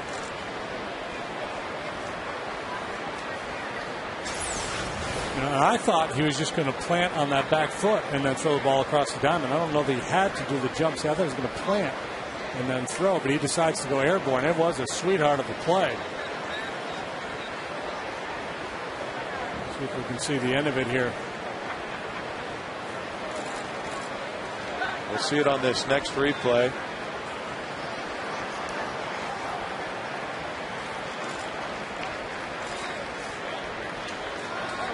Okay, he landed on his side of his foot. Looks like he stepped on the side of his left foot. Well, that could be, well, they're looking at the ankle area now. But yeah, if they're jumping that high and then coming down, landing awkwardly on the foot, that's a lot of force to put on that leg. Yeah, I'm guessing something in that knee popped. And Brooks Conrad is coming in to play third base, it appears. Now the Astros head athletic trainer Nate Lucero is coming over to try to help.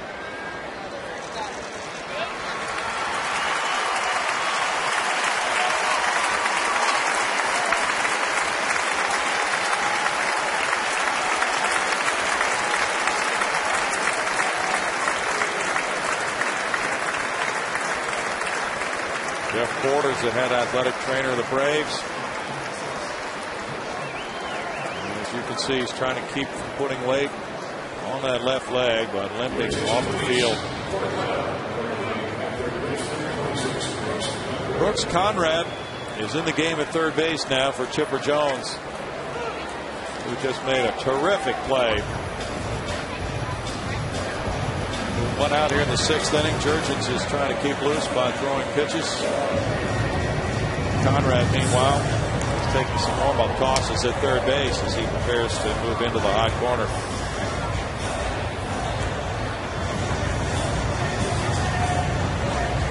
So now it'll be Conrad leading off the next inning. He goes into Jones' number 3 spot in the order. Jones leaving, going 1 for 2.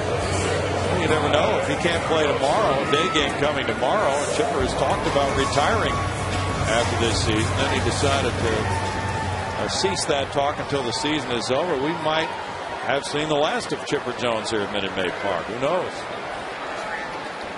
Well, I'd be stunned if he could play tomorrow. It looks like a stint to the DL for Chipper, the way he came off the field. Carlos Lee looks at ball 1. He's grounded to short and line to center, where Ankiel made a terrific play on him. The Braves have turned in a couple of top-notch efforts defensively in this game. Jurgens throwing ball 1 and then ball 2 to Carlos Lee, something he has done very little of tonight. 71 pitches, 51 strikes for Jurgens. Staying away. Ground ball, and there's Conrad. Just in the game. Going to Gloss for out number 2. Is there any doubt he was going to go to Conrad? No, none whatsoever. There's that landing as he twisted.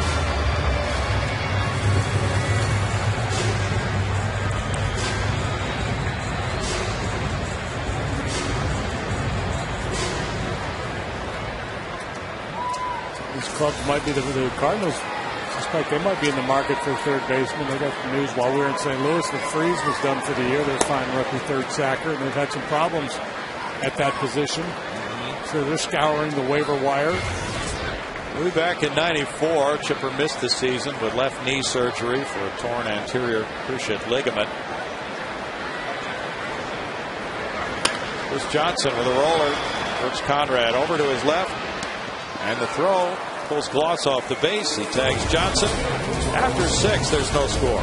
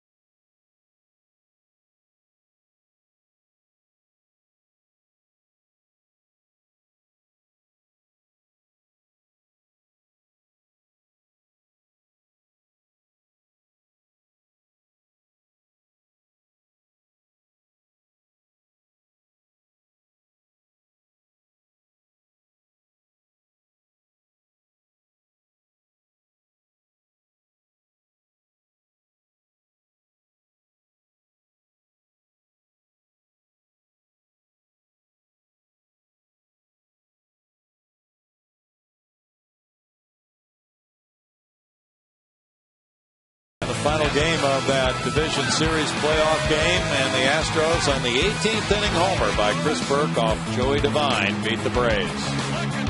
Look at Jim Hickey at the back of the scrum there. Mike Gallo and Gary Gaetti and the whole gang. Tremendous season.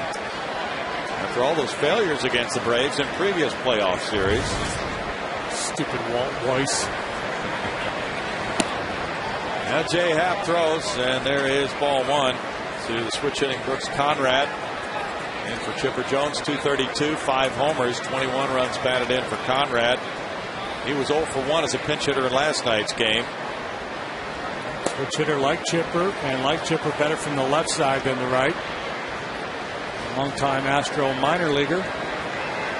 He's old school. Need any stinking batting gloves.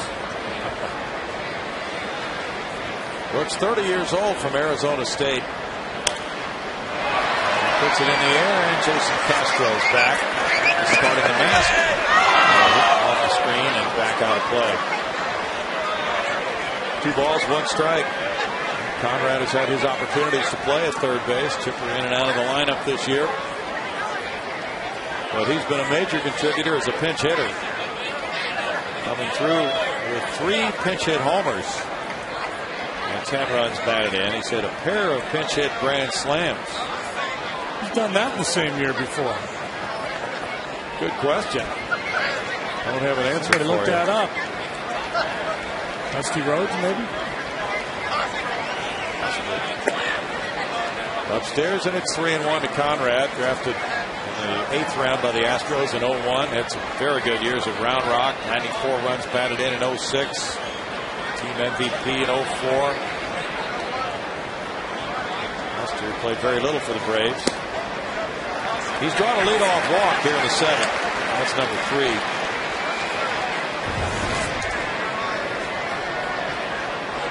First time the Braves have placed the leadoff man on base in an inning tonight. Suspect that will start some activity in the Astros bullpen. They've been sailing along nicely here, but in the 7th inning, scoreless game, you don't want to be caught by surprise. Matt Dias is grounded back to Happ, and he's walked on 4 pitches. Pitchman goes foul. Strike one to Diaz. Braves got him in a trade after the 05 season.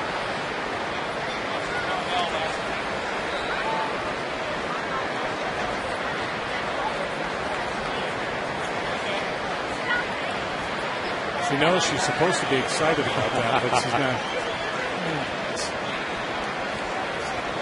Diaz hit .313 last year for Atlanta, driving in 58 runs and 371 at bats. Goes foul. He's down in the count 0-2. Good change up there by Jay. Makes this pitcher's well here tonight. Most of those replays we've shown with Fox tracks have shown that Philly Colbert has been right, at least according to the graphic. But having said that, if the guy behind the plate was more generous tonight, it would really be tough on these hitters. Yeah. Swing and a miss, and Diaz is down on strikes. So he's 5 for 7 against Happ coming into this game, but Happ has neutralized him tonight. That strikeout number 6. The breaking ball that he didn't finish. He was trying to go down and in with it, but tied him up nonetheless. Diaz trying to pull the hands in to get to it, could not. Okay, who's done that? 2 pinch hit slams in a season. Darryl Strawberry, Ben Broussard, Brooks Conrad, Mike Ivey, David Johnson. Wow. Straw, was that late in his career? Yeah. The Yankees, maybe he wouldn't have been pinch hitting in the Mets days. In 98. Yeah.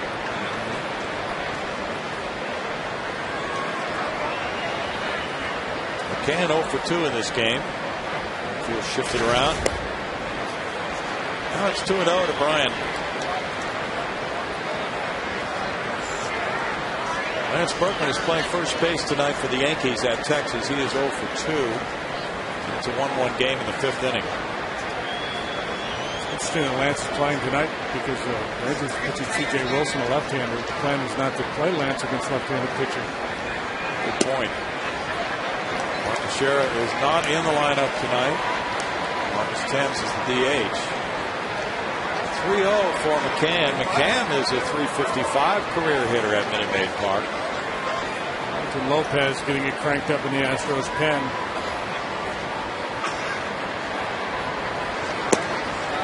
Strike to McCann.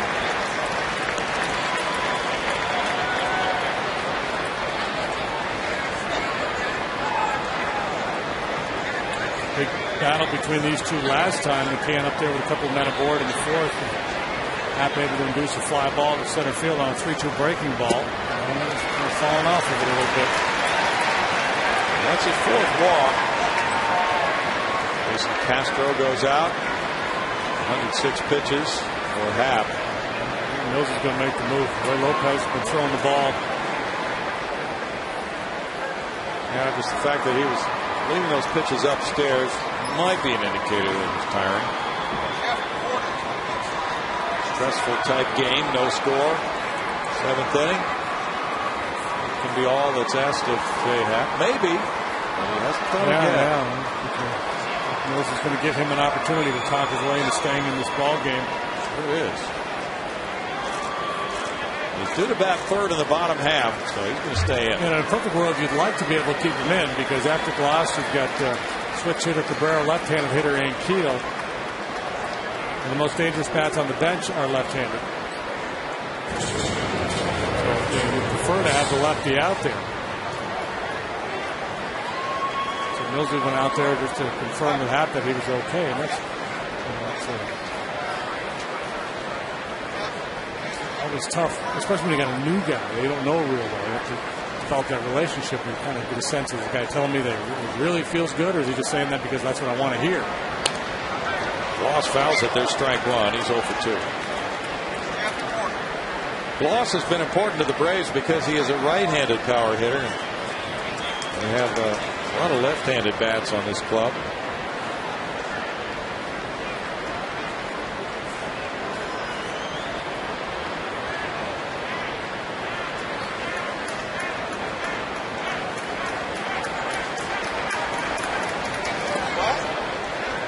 It's 1-1.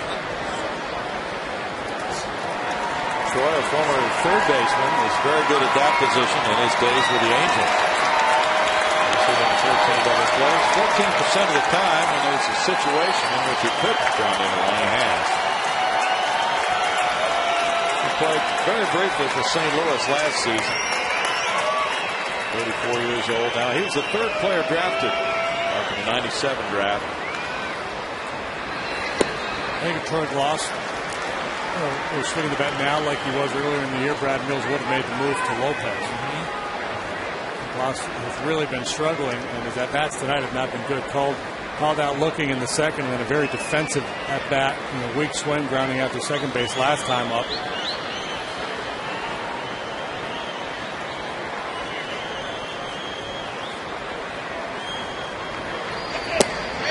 Late on that one, and it's 2-2 to Gloss. He's walked 60 times. This is a pretty long swing, and there's a whole lot going on. Just not quick enough to get the fastball there. Well, the reports on him are that a high fastball, one with pretty good velocity, is a real problem for him.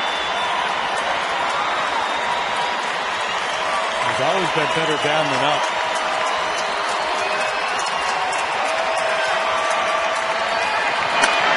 Line shot into right field. And now here's Conrad around third, coming to the plate. Throw from Pence to Castro, not in time, and it's 1-0 Atlanta. And the RBI single by Gloss.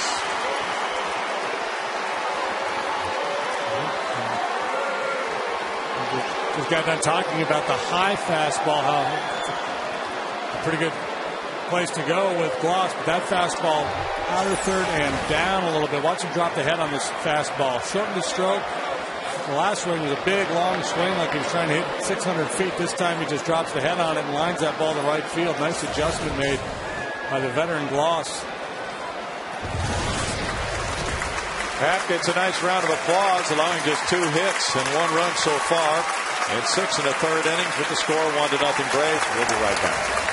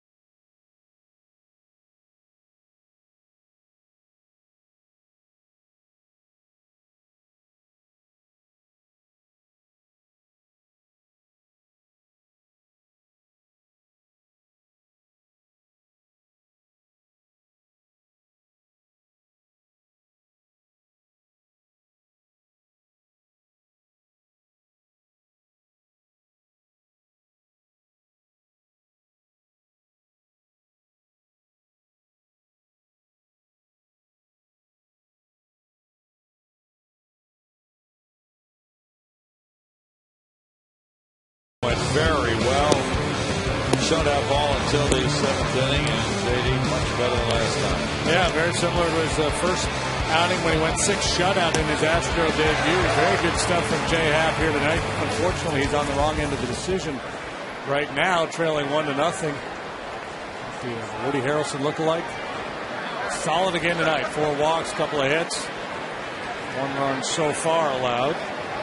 Wilton Lopez inherits runners at first and second with 1 out, facing Cabrera. Ground ball to the middle, diving Sanchez, toss to Capital, relay on to Wallace, double play.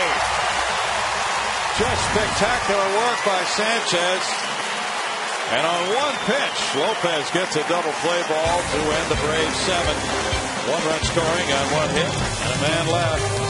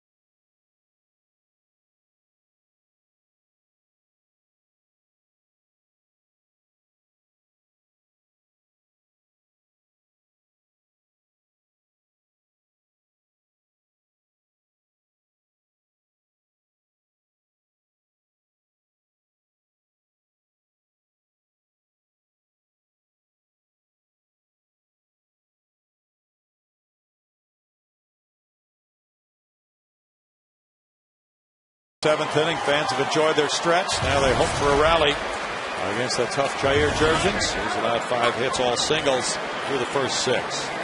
Brett Wallace had one of those, an infield roller in the second. Then he struck out. Ball 1 from Jurgens. Jay Happ in 6 and the 3rd innings allowed 2 hits, 1 run, walking 4, fanning 6. Brandon Lyons warming up in the Astros bullpen. Pitcher due up 3rd in the inning. Jurgens misfiring here, first with a sinker, then a changeup. Looks like he's flying open, maybe trying to overthrow a little bit. Things get a little different at this stage of the ball game. Very good night for Jay Happ before 34,155.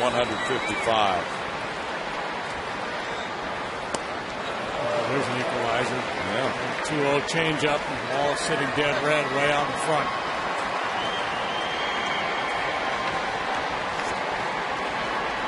Dodgers lead 13-7 after 7 at Philadelphia.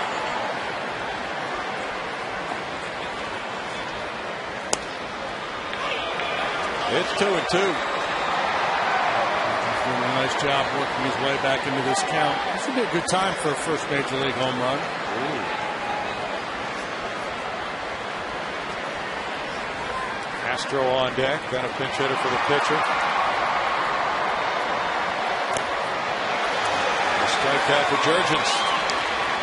We go to Bart. Yeah, Bill, we want to remind fans that even if they're traveling, they can take the Astros with them. Subscribe to MLB.tv tonight to see every Astros game live or on demand on your computer. Pair MLB.com's At-Bat 2010 with your MLB.tv subscription and watch games live and on demand on your iPhone, iPod Touch, and iPad. Go to Astros.com for more details. Brownie, back to you. Thanks, Bart. Here's Castro. He's singled to right field in the 5th inning. He's 1 for 2. Fly ball left center. Infield over. 2 down, and it'll be Jeff Blum pinch hitting for the pitcher Wilson Lopez. No, he's being called back now. It'll be Pedro Feliz. But with 2 outs, nobody on, Blum is being saved for a later situation. And Feliz is the call against Jurgens. Batting for Lopez. Wilson throwing 1 pitch in 2/3 of an inning, allowing no hits, no runs, no walks, no strikeouts. Next to the Sanchez play. Jurgens very efficient tonight, just 80 pitches. 6 last inning, 6 so far here in the 7th. Boy, that's nice when you get deep into the game. You have those quick outs. Pedro Feliz, 5 for 12 his last 5 games, has driven in a couple. He's been getting some starts against lefties recently. He's seen Jurgens more than any other Astro hitter because of his time with the Phillies in that same division with Atlanta. Jurgens just mowing down Astros, has not allowed an extra base hit. Check swing foul, goes past Bobby Meacham at first. Feliz is 2 for 16 as a pincher, including 1 pinch homer. It's kind of nice, though, when a game like this is the aberration, because for so long it was the norm. Lately, just about every night, the Astros in double digits in runs, or hits, and scoring a bunch of runs. Close. 2. Pretty good idea what he's trying to do out there. I like this guy. Don't take that pitch with 2 strikes.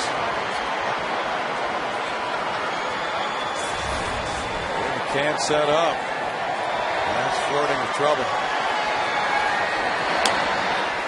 Half foul. Feliz with the 17 at-bats in his career against Jurgens with 4 hits, including a homer and 2 runs batted in, trying to get something going here. And Jeff Blum, the switch hitter, the only left-handed option on the bench for Brad Mills tonight.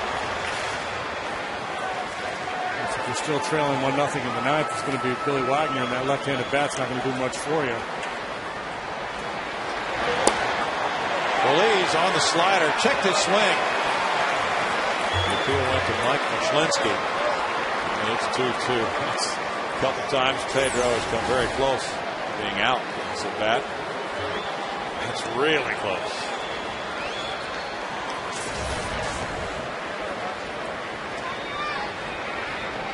pays off to be a right-handed hitter because that was more of a swing than the one Brett Wallace had on the other side earlier, and he got run up. Alex Gonzalez ends the 7th inning, and the Astros have not had a hit since the 5th. It's 1-0 Braves.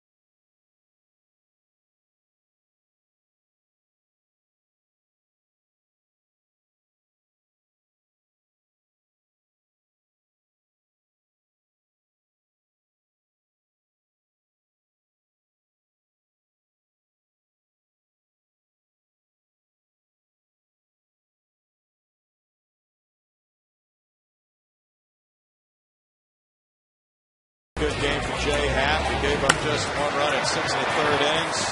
Some outstanding plays, including that one by Rick Ankiel on Carlos Lee in the 4th, supporting Jurgens and Chipper Jones going up to get Hunter Pence, but then landing on that left leg and injuring that. And the only run is scored on the single by Troy Gloss, scoring Brooks Conrad, who substituted at 3rd for Chipper Jones and threw a leadoff walk in the 7th.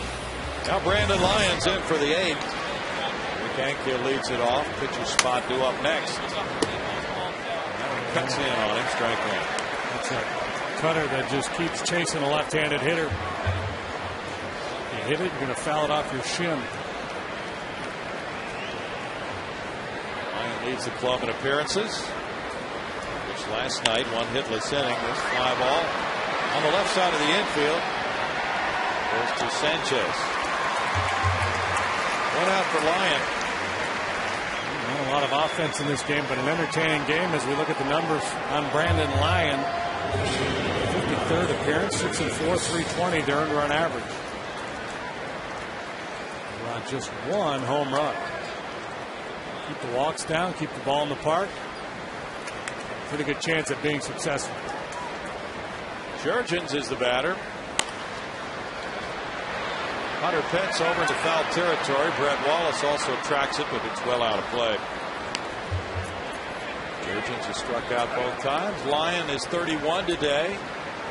Rocky Colavito was born on this day, 1933. Herbert Hoover in 1874. Arthur Guinness. Is that the beer? Jack Haley was the Tin Man. He had a heart. Out to Hunter Pence in right field. Jurgens retired 2 outs for Lyon quickly. Lyon needed only 7 pitches to get 3 batters out last night. He's used 4 so far. It's the day game coming tomorrow. That could be meaningful. There's a nice presence about him on the mound, Brandon Lyon. Just get the feeling that he's in complete control out there. No sense of panic or urgency. Like, I got this. We're good here. It really is. Now, some guys you see late in the game, they're kind of bouncing around, very frantic out there. Strike to Infante. Career high 12-game hitting streak on the line for Omar. Lyon has not given up a run in any of his last 9 outings.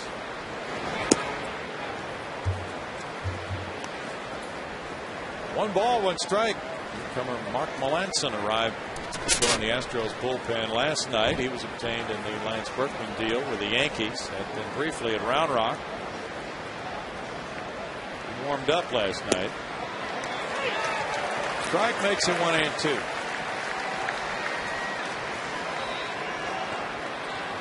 Mark. His family's in town. His wife came in. Very enthused about joining this club. Where's he from? I'm going to check. 2 balls, 2 strikes. Oh, Colorado.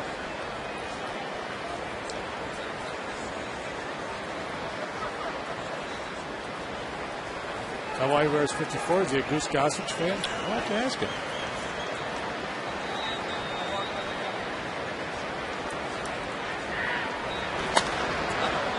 Foul, and it's still a 2-ball, 2-strike count on Infante with Alex Gonzalez due up next. For the Astros, Bourne, Sanchez, Keppinger due to bat in the bottom of the 8th inning. Marco Melanson is from Wheat Ridge, Colorado. Wheat Ridge, where is it? It's in Colorado. It's near the mountains. I went to high school in Golden. Golden, we've heard of Golden. Oh, it was foul. Near the mountains. Hey, there we go. How about that? Boom. There's the Mark Melanson profile. 19-3.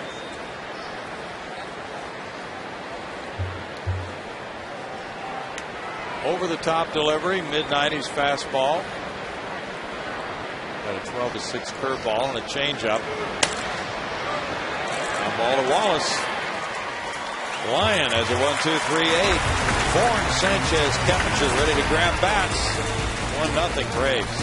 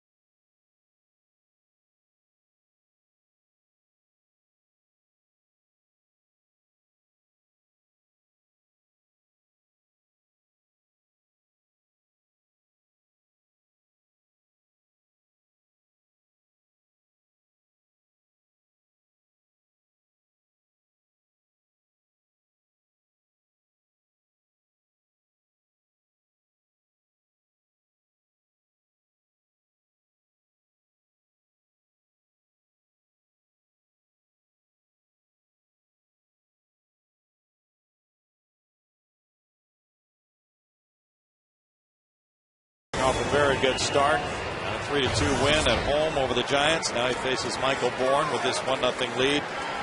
Bourne 0 for 3. Puts Conrad in on the grass at third. Jurgens delivers strike 1. He's kept his pitch count low. He's at 87 right now. The bullpen is busy for the Braves. 1 ball, 1 strike. Takashi Saito closed the game a couple of days ago when the Braves gave Billy Wagner a day off. Wagner has been pitching a lot.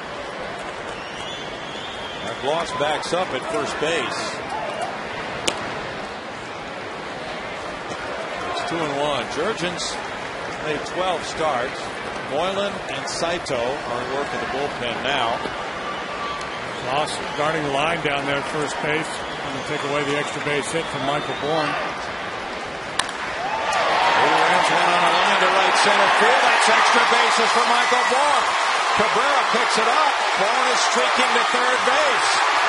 Throw is high. Triple for Michael Bourne.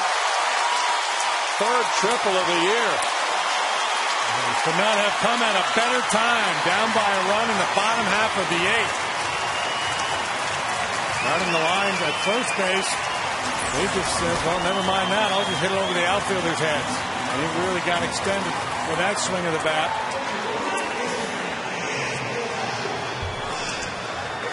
Takes his hitting streak to 8 games. It's so fast. I don't see very many stand-up, not even a play on him, triples in this league. That was the case here. Wow, we've got a quick trip around the third. Now Sanchez, 1 for 3. Virgins runs it in on him, ball 1. Conrad will stay even with the base at third. Oswald Bloss at first. Third triple for Bourne. Interesting that Bobby Cox is choosing to concede this run with a ground ball to the middle of the diamond.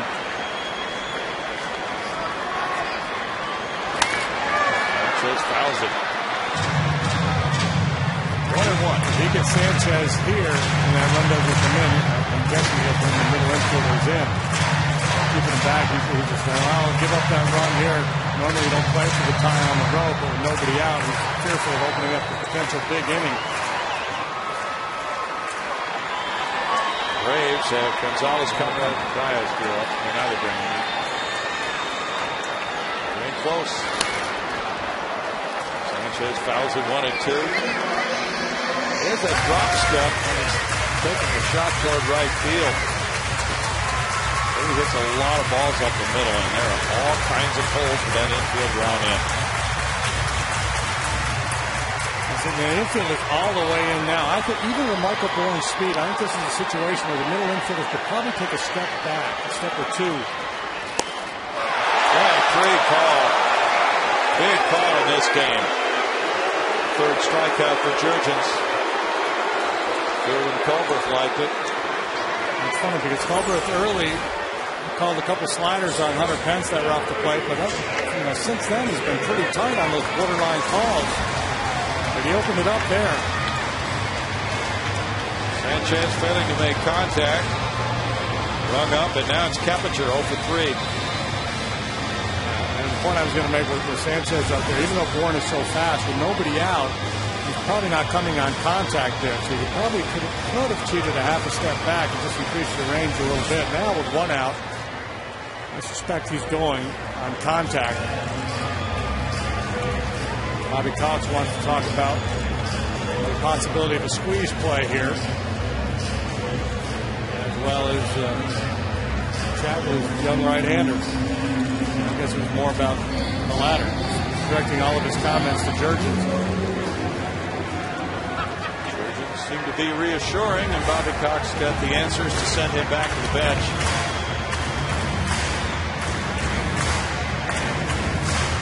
The infielders still in tight. Keppinger, Pence on deck. Keppinger hit a fly ball to right. He's grounded out and bounced into a force play. Bouncer goes foul. The hit of Bourne for strike 1.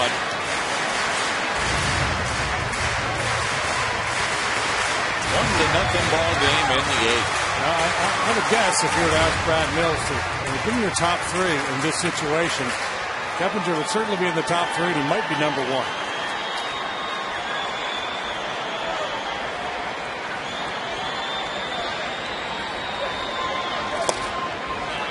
One and one.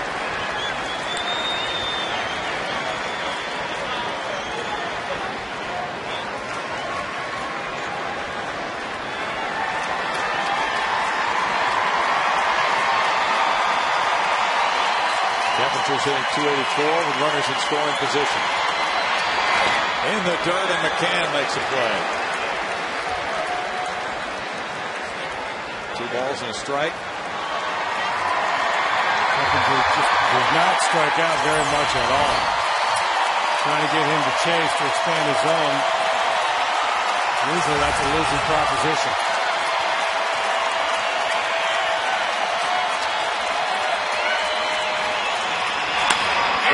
shortstop.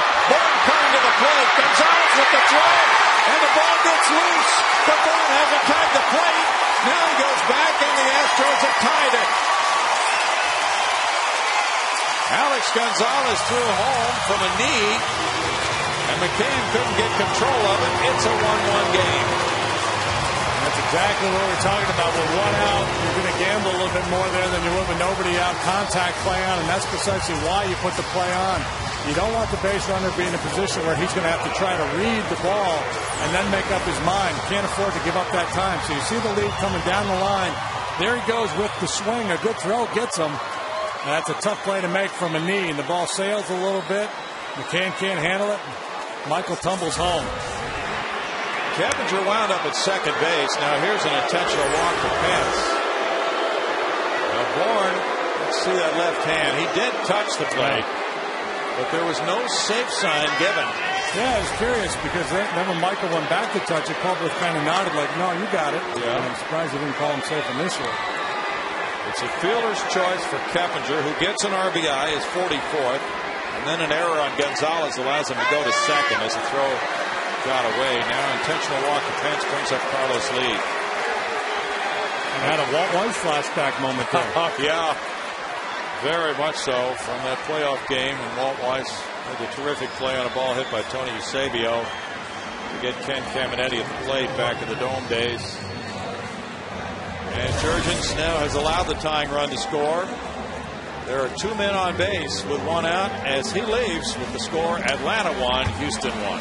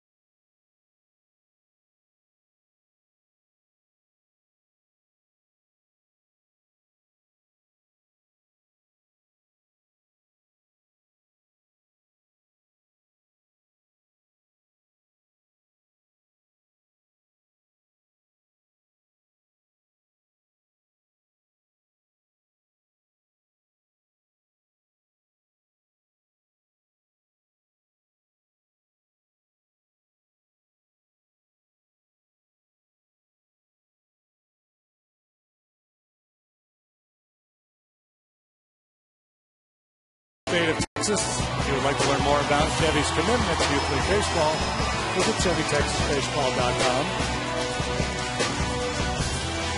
Last night, Peter Moreland came in with the bases loaded, facing Carlos Lee, who got an RBI single to right field. Moreland, in 60 appearances, has a 3.09 ERA. He's a drop-down right-hander, a ground ball specialist, tough on righties. True. Guys who come from down under, literally, and with his deliveries from Australia. Lee had been 0 for 3 against him until the RBI single last night. Carlos 0 for 3 in this game. And that's strike 1 for Moreland. Chris Johnson on deck as the Astros try to grab the lead here in the 8th.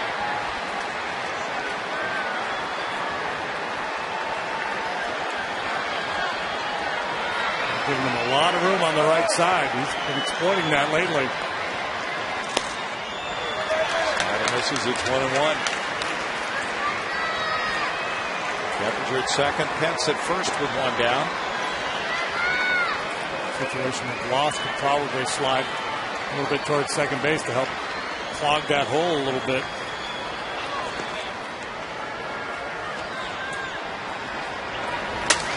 Broken bat. out to shortstop. Gonzalez hurrying to second. Throws it away. Keppinger comes in to give the Astros a 2-1 lead on another Braves error.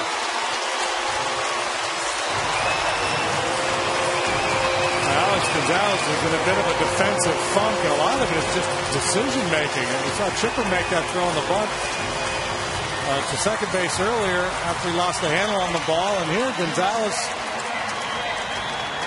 kind of see what he's trying to do by getting Pence here and perhaps thinking double play, but a slowly hit ball. And the way Hunter Pence runs, the jump he had because they weren't holding him, that was going to be bang bang to begin with. He had to hurry to throw it, sailed on him. And Fonte kind of locked up there, couldn't react and go get it.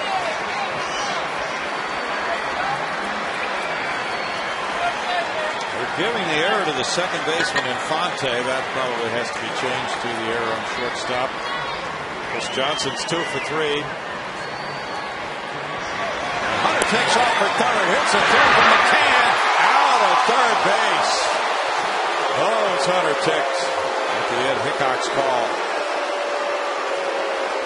He thought he had his 15th steal. And a good try, good time to go there too after the misplay. And with just one out in the inning, that would have been a big base to get. Let's take a look at it. He gets a nice jump. Came with a good, strong throw. Whether it was in time, I'm not sure. Look, there, he was safe. Yeah, he beat it. It was close. Hickox on the move. To me, Hickox called that too soon. I mean, he was kind of cranking up. Instead of just taking his time and seeing the play. When the left foot came off the base, for an instant there, he didn't have a foot on the base, but that call had already been made before that happened. 3-0 now for Chris Johnson. The Braves executed third base, but they have really cost themselves defensively in this series.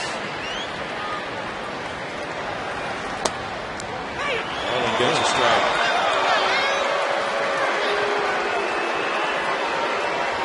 Moreland broke the bat of Lee, but the Braves now have made 6 errors in this series, 3 in each game. They imploded last night defensively, and again tonight they've cost themselves. Error was not charged on the play at the plate on Michael Bourne on the throw by Gonzalez. That was a very difficult play. The play that could have been made. Here's a play third again. It's close. The foot's on the bag. Yeah, I guess you can argue that he was out, and that last look at it right there as Hunter got airborne. Conrad kept the tag on the back of the leg. Right. That's Hickox's explanation, and I'm buying it. Chipper Jones left with a sprained left knee. There it goes. Roller to Gloss. Through Gloss into right field. Carlos Lee goes on to third base. Gloss unable to stop that ground ball by Johnson. And it looks like a 3-hit game for Johnson now. So it's getting a lot of mileage out of the broken bat in this series. Very playable, but Gloss didn't play it. Bobby Cox will go to the bullpen. Gloss looked like a Jenga tower going down here. Watch this move. What was that? He just is not moving well at all. He's resembled a cardboard cutout in this series. It's just not flexible whatsoever. And it's 2-1 Houston. Back in a moment.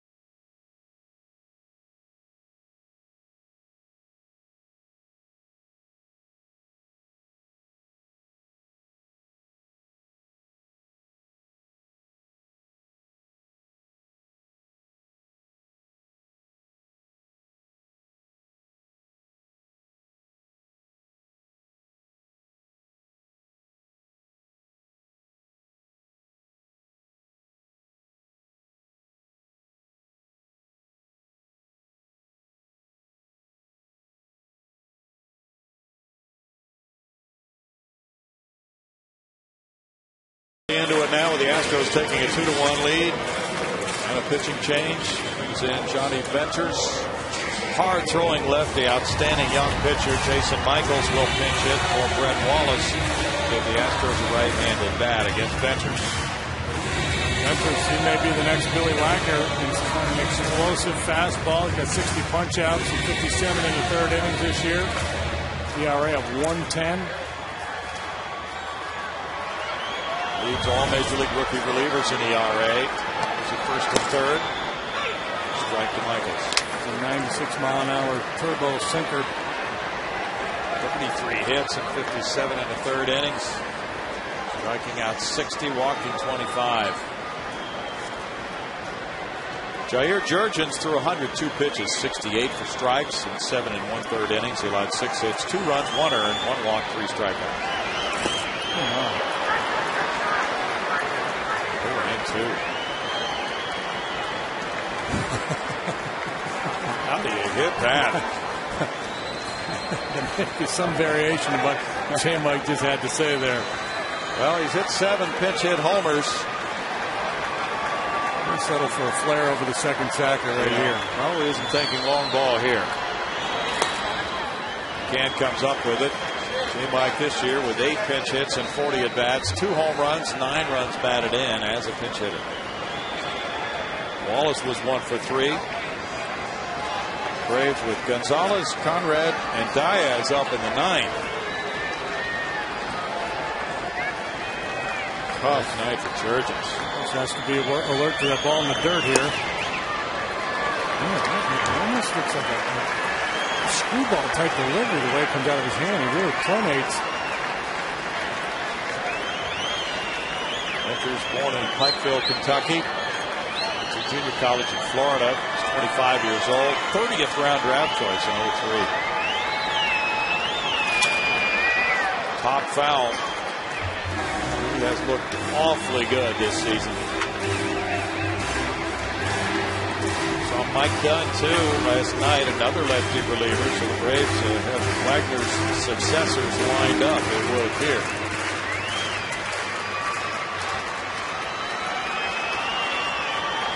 Venters was at Mississippi and Gwinnett last season.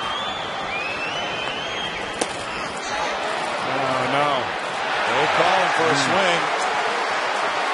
And J. Mike saying something to Field and Culbreth on the call by Mike Machlinsky from first base. In the 8th inning, the Astros grab the lead. It was Keppinger with a grounder and Bourne scoring. Then Lee, broken bat roller. Keppinger scoring to make it 2-1.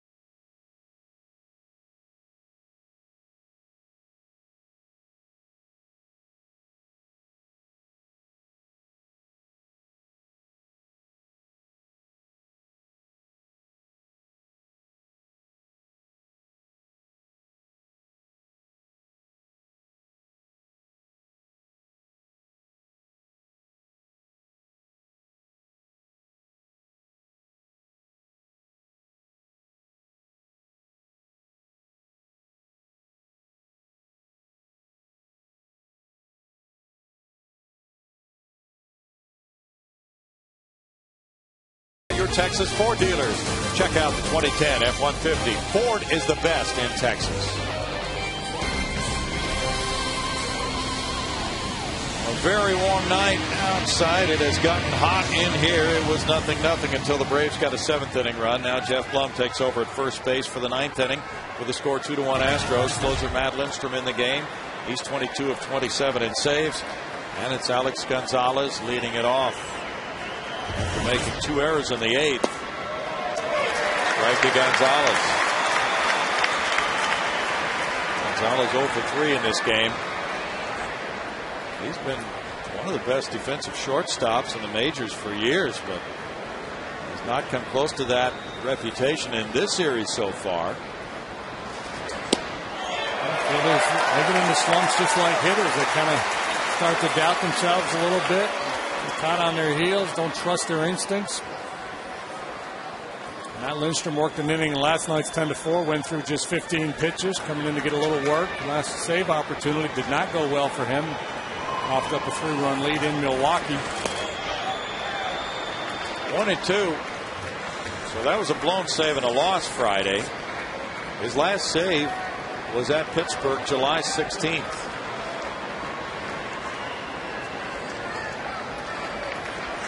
He had gone 10 games without giving up a run until the game Friday night JD mentioned in Milwaukee. Up the middle, and Sanchez spears it. Can't get a lot on it. Safe at first.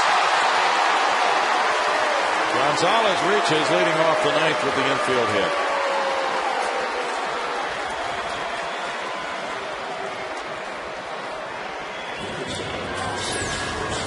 Sanchez made that sparkling play to start the double play earlier. Now shows good range to his left.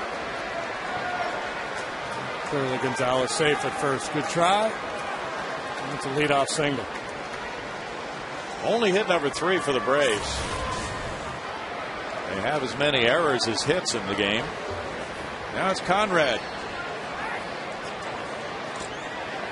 Conrad drew a walk in the 7th inning and came around to score the Braves run on a gloss RBI single. High drive, right field. This could give the Braves a 3-2 lead from Brooks Conrad. A 2-run bomb in the 9th inning, and the Braves lead it.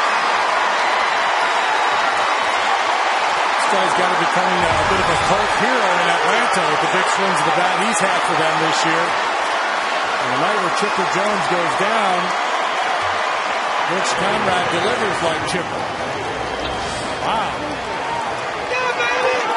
That's home run number 6 of the year for Conrad.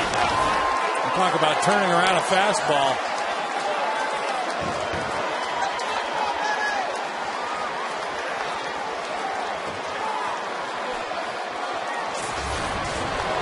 Reach the upper tank and right. Don't see too many of those. Now the Braves are up by 1, and Billy Wagner will be getting ready. Matt Dye is batting. That's ball 1. Brendan Lyon could have been the winning pitcher until a moment ago with his 1 inning of hitless, scoreless baseball. No walks, no strikeouts. Now another blown save for Lindstrom. Fastball fouled away. It's 1-1. When Blum came into the game, it was a double switch, putting him into the 9th spot in the order. He'll now be batting 2nd. At the bottom of the 9th, with Castro leading it off, and then Bourne due up 3rd.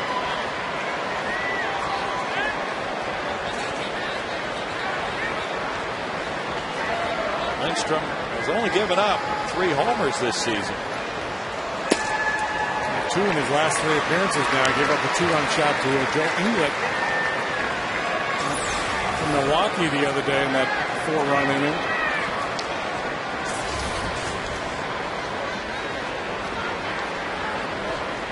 Both left-handed hitters. It's ironic because he's really been good against lefties this year. Foul back. Little 1-2 count. McCann on deck. Chipper Jones left with an injury, but it was his replacement, Brooks Conrad, who's done a lot of the damage offensively for the Braves, walking and scoring the 1st run, now driving in the 2nd and 3rd runs. 2-2.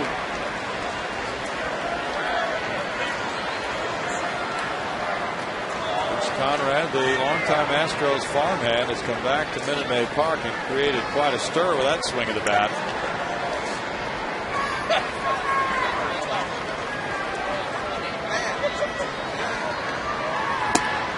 And a swing and a miss by Diaz blows him away. Gustavo Chacin warming up for Houston. One down.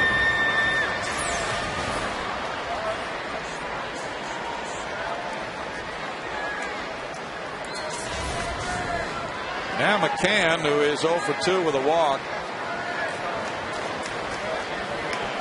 You got to be careful here too. Hit your spot with the fastball. You can hit it a good long ways. Full power for sure from McCann. 0-1 to him. And strong enough where he can go out on the outer third and hook a fastball.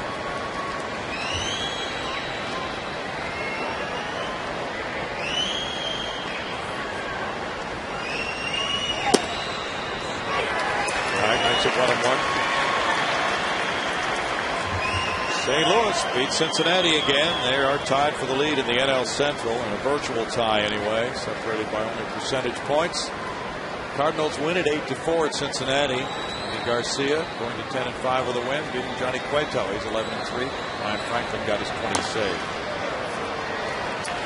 So they're tied. Chicago and Minnesota tied coming into play tonight. The Twins have a 12-5 lead in that one. Tampa Bay won. Yankees are losing to the Rangers 3-2 late innings there. That would be a half-game spread if the Yankees were to lose. Great races. Yeah. Boston won at Toronto 7-5. Giants just a game and a half behind the Padres out west. 2-2. It should be fun for baseball fans here these final 2 months. Yadier Molina homered in that Cardinal win, his 5th of the year. Mark Pelfrey and the Mets shut out the Rockies 1-0 at Citi Field, beating Ubaldo Jimenez. Leroy got his 25th save.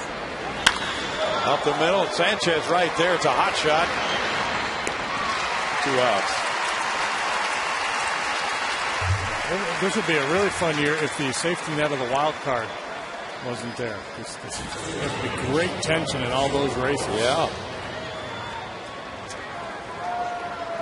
Troy Gloss had the RBI single in the 7th inning to make it 1-0 Braves.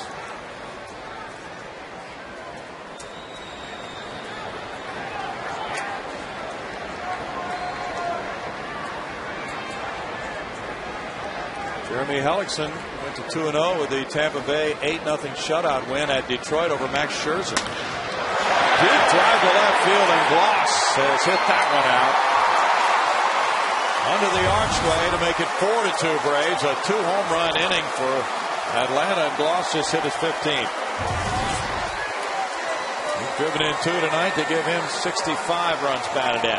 17 pitches for Lindstrom now, and I guess the question now is, how many pitches do you want him to throw in a non-safe situation now that this has slipped away? And again, Gloss has always been better down than up. We saw it last time when he lined that single to right. This time he drops the head on a low fastball. Uses his big frame, big tall guy, just drops the bat, uses that leverage. Reminiscent of Mike Piazza, puts a lot of backspin on the ball.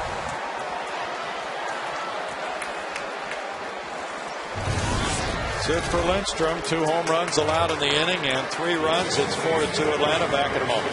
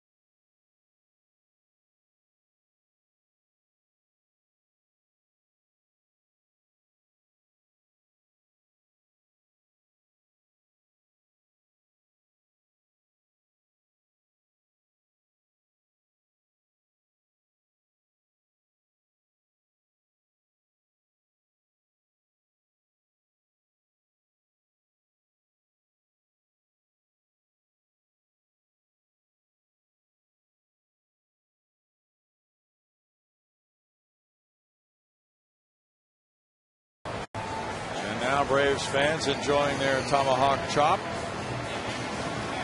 It's going to be Melky Cabrera coming up against Gustavo Chacin with 2 outs in the 9th inning. Gustavo, the ERA continuing to climb on him, up at 5.52 now in 29 appearances. League hitting .323 against him. The last 10 innings, he's allowed 14 runs. On Sunday, he gave up a 3-run homer to Casey McGee in Milwaukee. Where it takes their strike one to the switch hitting outfielder. He's 0 for 3 in this game. And Lindstrom at 2/3 of an inning allowed 3 hits, 3 runs with no walks, 1 strikeout. Moss really tagged his. 1-1. He a no-doubter. That archway.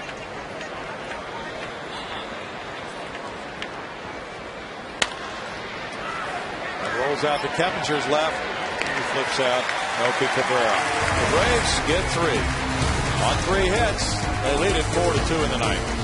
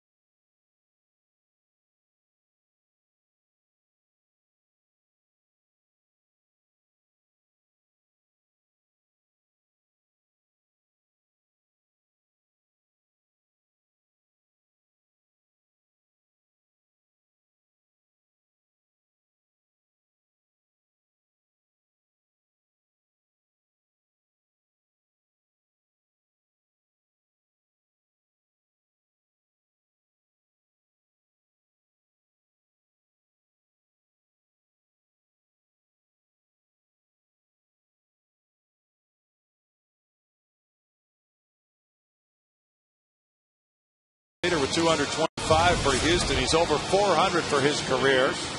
He comes in now with a 2-run lead, 4-2. He's 5-2 with 27 saves this season. He failed 6 times to convert those saves, but the other numbers are glittering. As good as ever for Wag. 1.66 ERA, 70 punch-outs, a little over 48 innings, so his strikeout rate remains one of the best in all of baseball.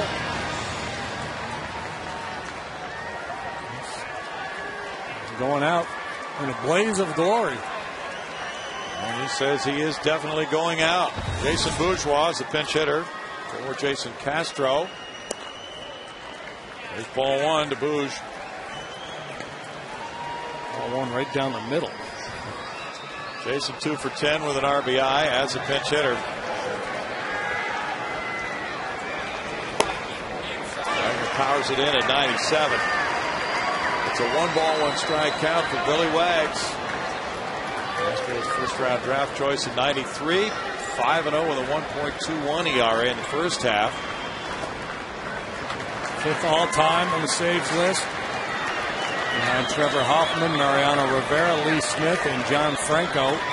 12 more to catch Franco.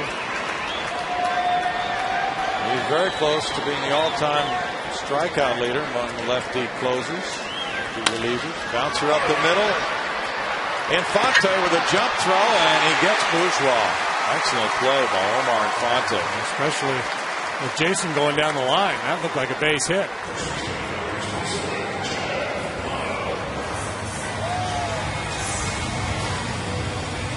Ranging far to his right. Airborne, a la Chipper Jones earlier, only this time he comes down in one piece. 1-hop throw. Not that close. Oh, it wasn't. Now Jeff Blum, who's 3 for 7 in his career, including a homer off Wagner. He's 1 for 18 batting right-handed this season, and he gets a slider, and it's strike one. That's the thing. When Billy's on his game, obviously he's got that power fastball at 97 miles an hour, but he's got command of his slider. It's awfully tough.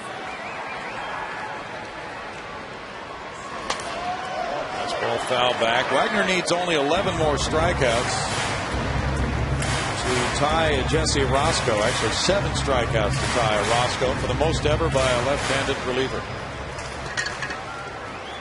There he is on the save ladder with 412.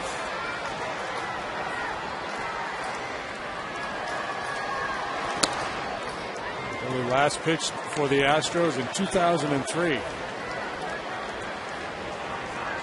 Billy's 39 now. Well, very good numbers off him. If I remember, around that time, Wag was talking about shutting it down then. Wasn't he? Remember his last couple of years in Houston? Yeah, I probably had enough. And he stayed with 7 more years. Strikeout, 2 outs. Billy from tiny Ferrum College, Virginia, a Division III school. Has turned out to be a 6-time All-Star. He's a starting pitcher in the minor leagues for the Astros.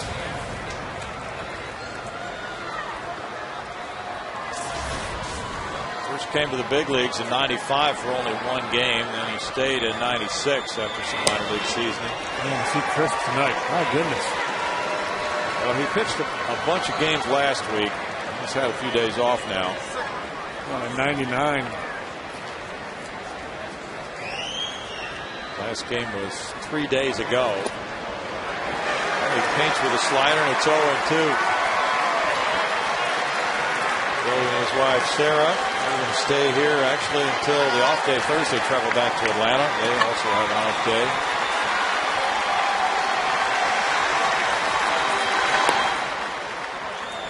1-2. And he said when he was given the closer's job in Houston, he wasn't told anything. As he said, it's your job. Didn't tell him how to do it. He had to figure that out.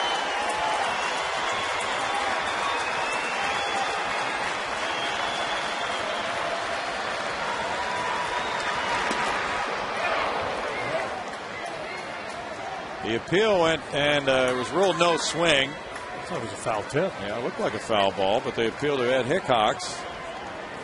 He ruled no swing, so it's 2-2.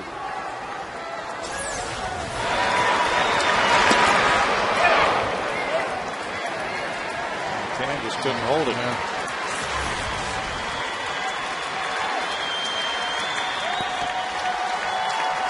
Wagner went to the Phillies in '04, then to the Mets in '06. Thorne grounds to third. Conrad throws him out. And Wagner gets save number 28, a win for Johnny Venters. The Braves turn it around with a big 3-run 9th inning, including 2 home runs. Brooks Conrad, the man of the hour, gave them the lead.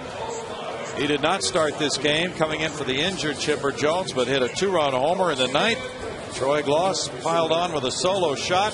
Final score, Atlanta 4, Houston 2.